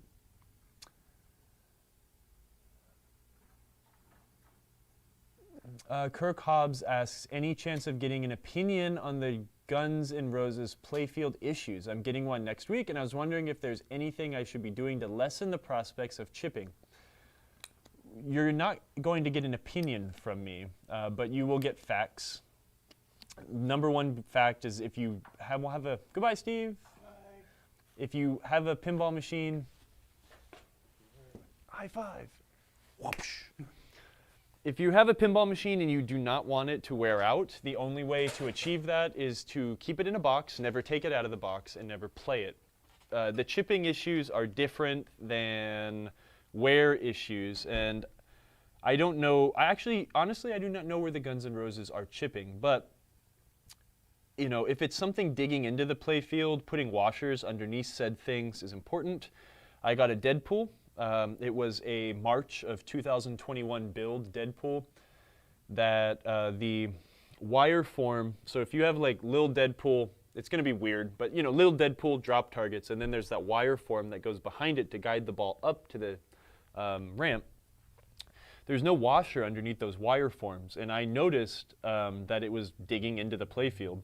So I took the diverter, I took that piece out, put some washers underneath, and tightened it back down, and now it won't dig into the playfield. So yeah, Nolan says that. Got a Cliffy? Oh, okay. I mean, I just put washers underneath it, and it's fine.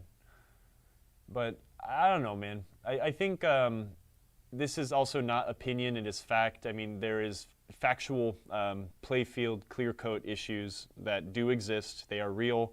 Why they exist, I don't know. Some games seem to be affected more than others, but you know, like I bought my first new car ever in 2019, and I was horrified of it getting scratched, and I wanted to be perfect, and I parked it 1,000,000 miles away from everything in every parking lot ever. And then one day, while I was cleaning it, I saw on the hood that there was a scratch, like a little paint chip, and it was fine. It was fine. You know what? It was out of my control. I didn't do it. Some rock hit up, scratched. I put a paint chip in my hood, and I was just like, okay, it's done, whatever. And then now I just enjoy my car, and that is something that you should also do with your pinball machine. I do understand that they are expensive. I do understand like perceived quality, desires, etc. But the reality of thing is, you know, we're still playing a game where steel ball is rolling around on a piece of wood. So there's something to be said about that as well. So just enjoy the game, you know, and have fun. Guns N' Roses is a really cool spectacle. It's a really beautiful game. Oh geez, Flipstream mentions a similar issue on his Avengers game with the Ant-Man rail.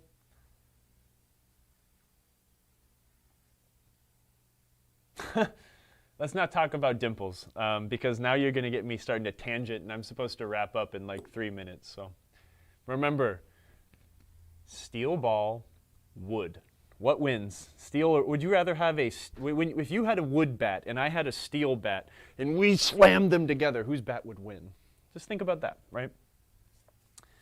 Pinball's fun. It's meant to be a game that's played, not some coveted, you know, thing you keep under a cover, right? We gotta enjoy these things. We do. Steel playfields. That's absolutely necessary.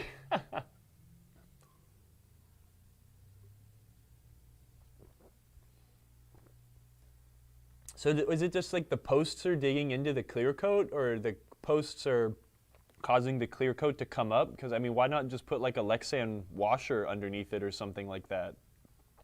Like a, You know, if the base of a post is an inch, why not put like a 1 1/8 or 1 1/4 inch Lexan washer or something underneath it? Stop triggering me, Obi. Home use. Don't ever send me a picture of a shooter lane on your pinball machine if you don't want me to have like a mega eye roll.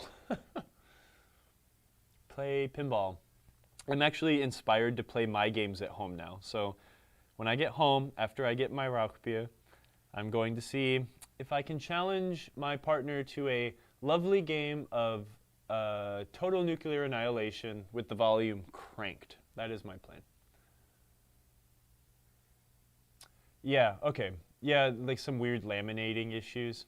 It's unfortunate, but I mean, I guess what you have to do now is try to mitigate the issues, you know? So it's that the posts are tightened before the clear is hardened and it ripples and yeah, okay. Yeah, I mean, that sucks. That really does. I don't know, I just put a big old Lexan washer underneath it and enjoy the game, but I also am not the one spending 5 digits of money on a new game, so.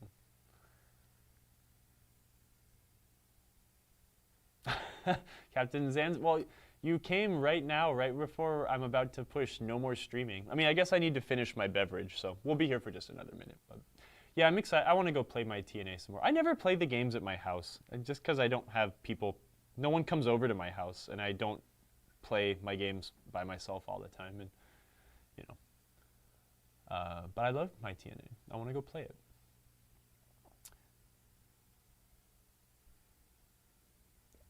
Yeah, flip screen, I mean, that could be it.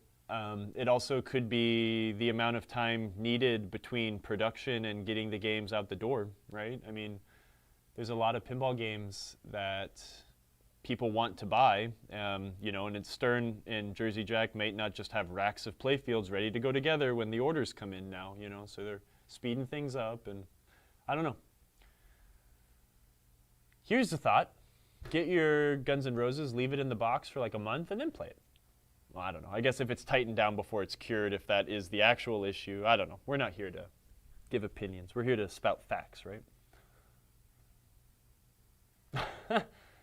I invite people sometimes. But most of the time when I invite them to come over, I don't want to play pinball. I want to go sit on the porch and have a drink and, you know, chit-chat. But yeah, I don't know. I should play my pinball more. But this is why I route games and I put them on location, because if they just sit in my house, what joy are they bringing to people, right? I'd much rather people enjoy the games instead of them just sitting in my house. I'd like to stream TNA. My friend Josh has some cameras, and I was thinking about maybe building like a mega cheap streaming rig so we could stream from my house every once in a while, and you know, I think it would be pretty fun. I've got 7 games at home right now. And I mean, that's like 5 more than I actually want at home right now, but my storage situation is very precarious, so I'm having to start to bring some things home, and it's annoying. Hey Colin, remember that I'm an admin on Discord. I can put those mutes.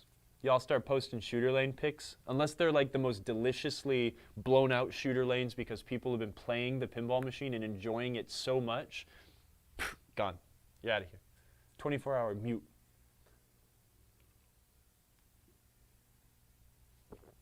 Here's an open invitation. Come over to my house and we can play TNA. Anyone, come on over. I'm going to be by myself at my house for like a week, so maybe I will play a bunch of TNA. I'll hook it up to my subwoofer. Colin. I want to bring some of these other games home. I'd like to have Jungle Lord at home for a minute and enjoy that. It's a fun game. Before I go, while I finish my beverage, what are your guys' plans for the weekend, whether it is pinball related or not? I mentioned I'm very excited to watch the Saudi Arabian Grand Prix this weekend. I'm a huge Formula One fan. Fliptronic, they are also both Formula One fans as well, so I'd like to talk about that. Flipstream, more Godzilla. Captain Zanzibar is going to come to my house. Daniel says it's time for a raid. Colin is lolling.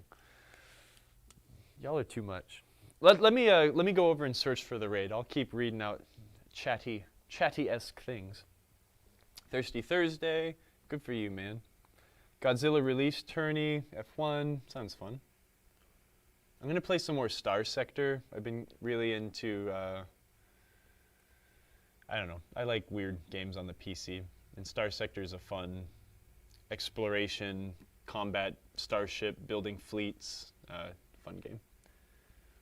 The Yeah Man National Poker Tourney in Sweden. Daniel is working on his Fishtails. That game is a ton of work. Let's see, if I type in Pinball, who is streaming? I wonder what would happen if I tried to raid myself. I kind of want to try that. Wow, you know what's terrible? We are the only channel right now streaming pinball. There may or may not be a raid today. Obi says, oh, still talking about those dimples. Pinball Peanut, playfield touch-up on Xenon and his Bronco. Captain Zanzibar asked about FTL. I love FTL. I bought FTL a very long time ago, and I'd like to play another playthrough. There's a mod someone recommended to me that's like a total conversion or something like that for FTL, and like makes it a lot more complicated and different ships, etc. And I'd really like to try that. But Captain Zanzibar, if you're into games like that, you should join our Discord, and I should start like a PC gaming channel or something. Check out a game called Star Sector. It's amazing. It's been in early access basically since like 2011. Like the dude refuses to release it on Steam until he deems it done, and it's a really, really cool game. Nintendo Rami likes the setup. Good. I'm glad you like all my games.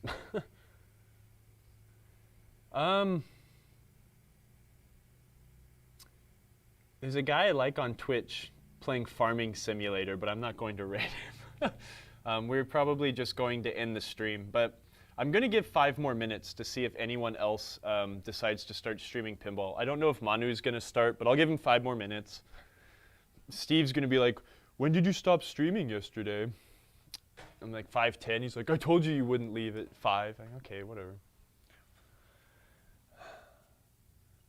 I know, man. I want to do some after hours stuff, but I just like, there is a point sometimes where like I get home from doing pinball all day, and the last thing I want to do is more pinball, and I'd rather turn on my PC and join, you know, like go to space, right? Or go to, you know, Fantasyland. I've been enjoying playing Warhammer, Total War a lot recently, getting into the Warhammer fantasy universe. You know what I mean, you understand, right? But I do want to do some after hours stuff. I really do enjoy it, and I miss streaming on the weekends. A lot of the work I've been doing recently, like for pinball, has not been stuff at home, right? I've been working, you know, on location, like out in Savannah, and traveling a lot, so I can't, you know, bring streaming stuff, and I can't also like charge customers when I'm at their place when I'm like talking to the computer also, so, you know, whatever. Sorry, I need to just shock myself. Yeah, okay. Wah! I'm trying to take all those green skins out right now. But you know, it'll happen soon. Oh, what's the wedge head? Yeah, it's 2001. And then I've got a hot hand, or I think it's hot hand back there. I've got a couple wedgies. They're just not set up. 2001 is one of my favorite games ever, though. I set that game up on my porch when I first moved into my house and invited my neighbors to come over and play. That was fun. The Dawn of War series is fun for Warhammer 2K RTS. Huh, I'll have to look that up. I really like the Total War series a lot. I've been playing that forever. So I like the historical ones a lot, and then one of my friends has been bugging me to play Warhammer forever. And then one day I woke up to you've been given a gift on Steam. Check it out. And I opened it up, and he bought me the game, the first game, all the DLC. And I was just like, oh my God, okay, I guess I got to play now. So yeah, I don't know. But we'll do some after hours stuff soon. I know I say that all the freaking time. I'm sorry, I'm looking at my phone now because I'm going to open Twitch from here so I don't have to walk away. And we can look at pinball. How do I do that? Pinball. That was easy. Well, we might just need to not raid anybody. So, one more minute. Have I played League of Legends? Not my kind of game. I don't like competitive stuff anymore. It takes too much time. Are you into shooters? Not really. There's some I'm into, but I don't really play them anymore. I want to get into Halo. I'm thinking I'm going to keep streaming till Deadflip shows up. Get out of here. I wish. Power Wash Simulator. Yeah, I should get that. I used to play, actually, you know what? Yeah, I like, there's a game on PC I really like called Deep Rock Galactic. I've been playing a lot of Deep Rock Galactic. That's a shooter. With friends and coworkers, Emoto and I play sometime. If any of y'all play Deep Rock Galactic on PC, hit me up somehow and we can get Steam names and we can play together. It's a great game. I'd really like to get I was really pissed that the Halo Master Chief Edition doesn't have like local co-op. It makes me so mad. I really wanted to introduce my partner to like playing Halo's split screen, and now I'm so mad that I'm probably going to buy it again for her so we can play a co-op campaign. Captain Zanzibar. Well, hit me up on the Discord then if you're on there, and I'd love to play some DRG. I'm noob. I'm not like some crazy, you know, like team carrying like monster dwarf or anything, but I really enjoy that game. It's super cool. Deep Rock Galactic is a game of like a bunch of dwarves that go into you go into these like procedurally generated worlds and have like defend the cart or go get these objectives and then get back to the the base or whatever, while fighting off like hordes of enemies in these randomly like formed maps. It's amazing. The destructible terrain, right? You're digging paths and it's really cool. Deep Rock Galactic rules. Sudden Strike, my man.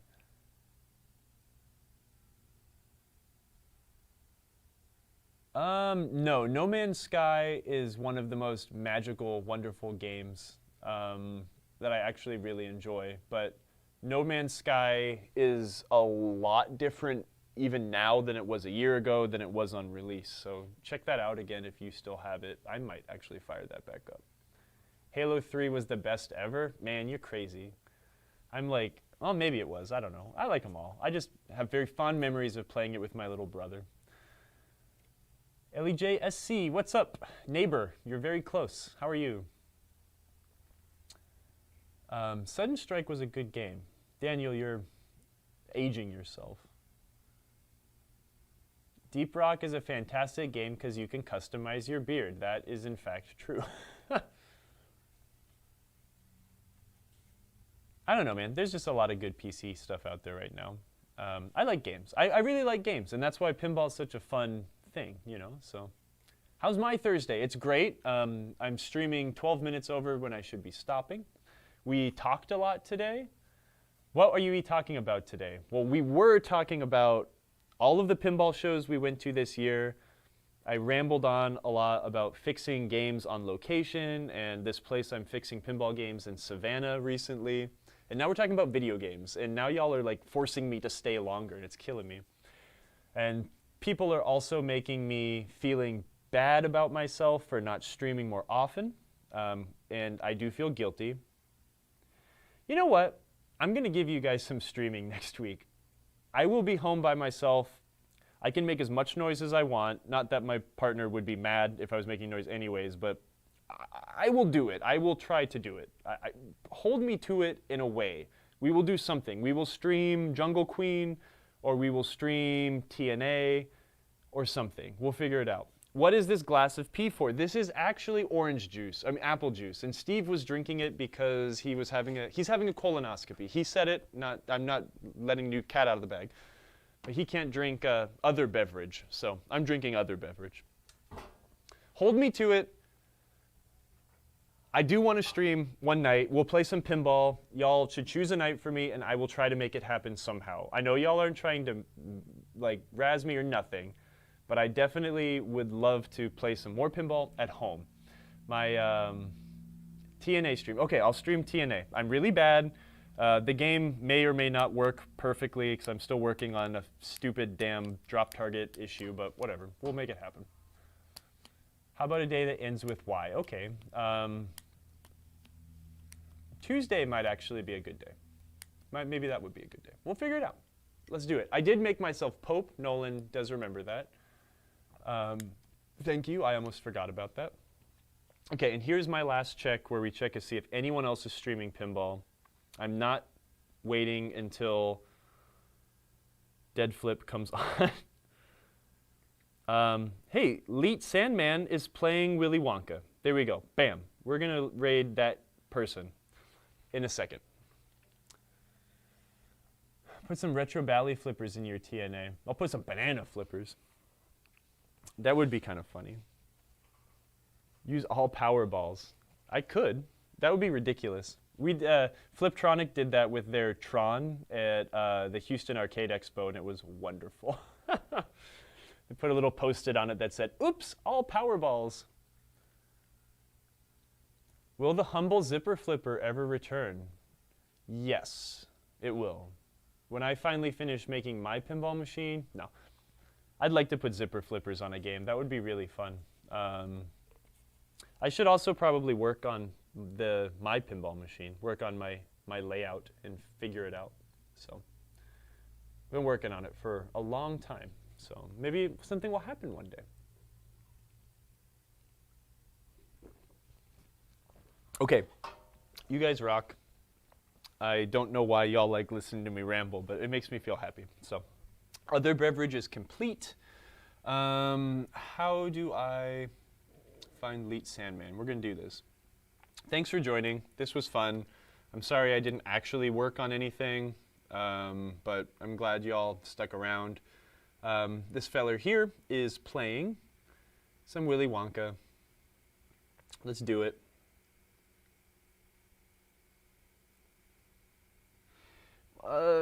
If any of y'all are in the Discord, figure out a day that I should stream, and I'll just stream one night. I'll just do it. I'll bring like 2 cameras and a microphone, and it will be whatever, but it will be fun, and we can have some fun, drink some beverage, play TNA or maybe an EM. We'll figure it out.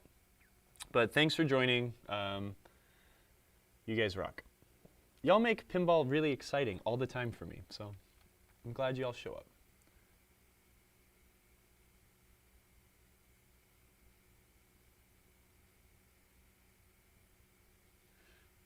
Oh, does Leet Sandman swear a lot? Well, I mean, I don't care. It's not our stream anymore, so it's not a big deal. We can go.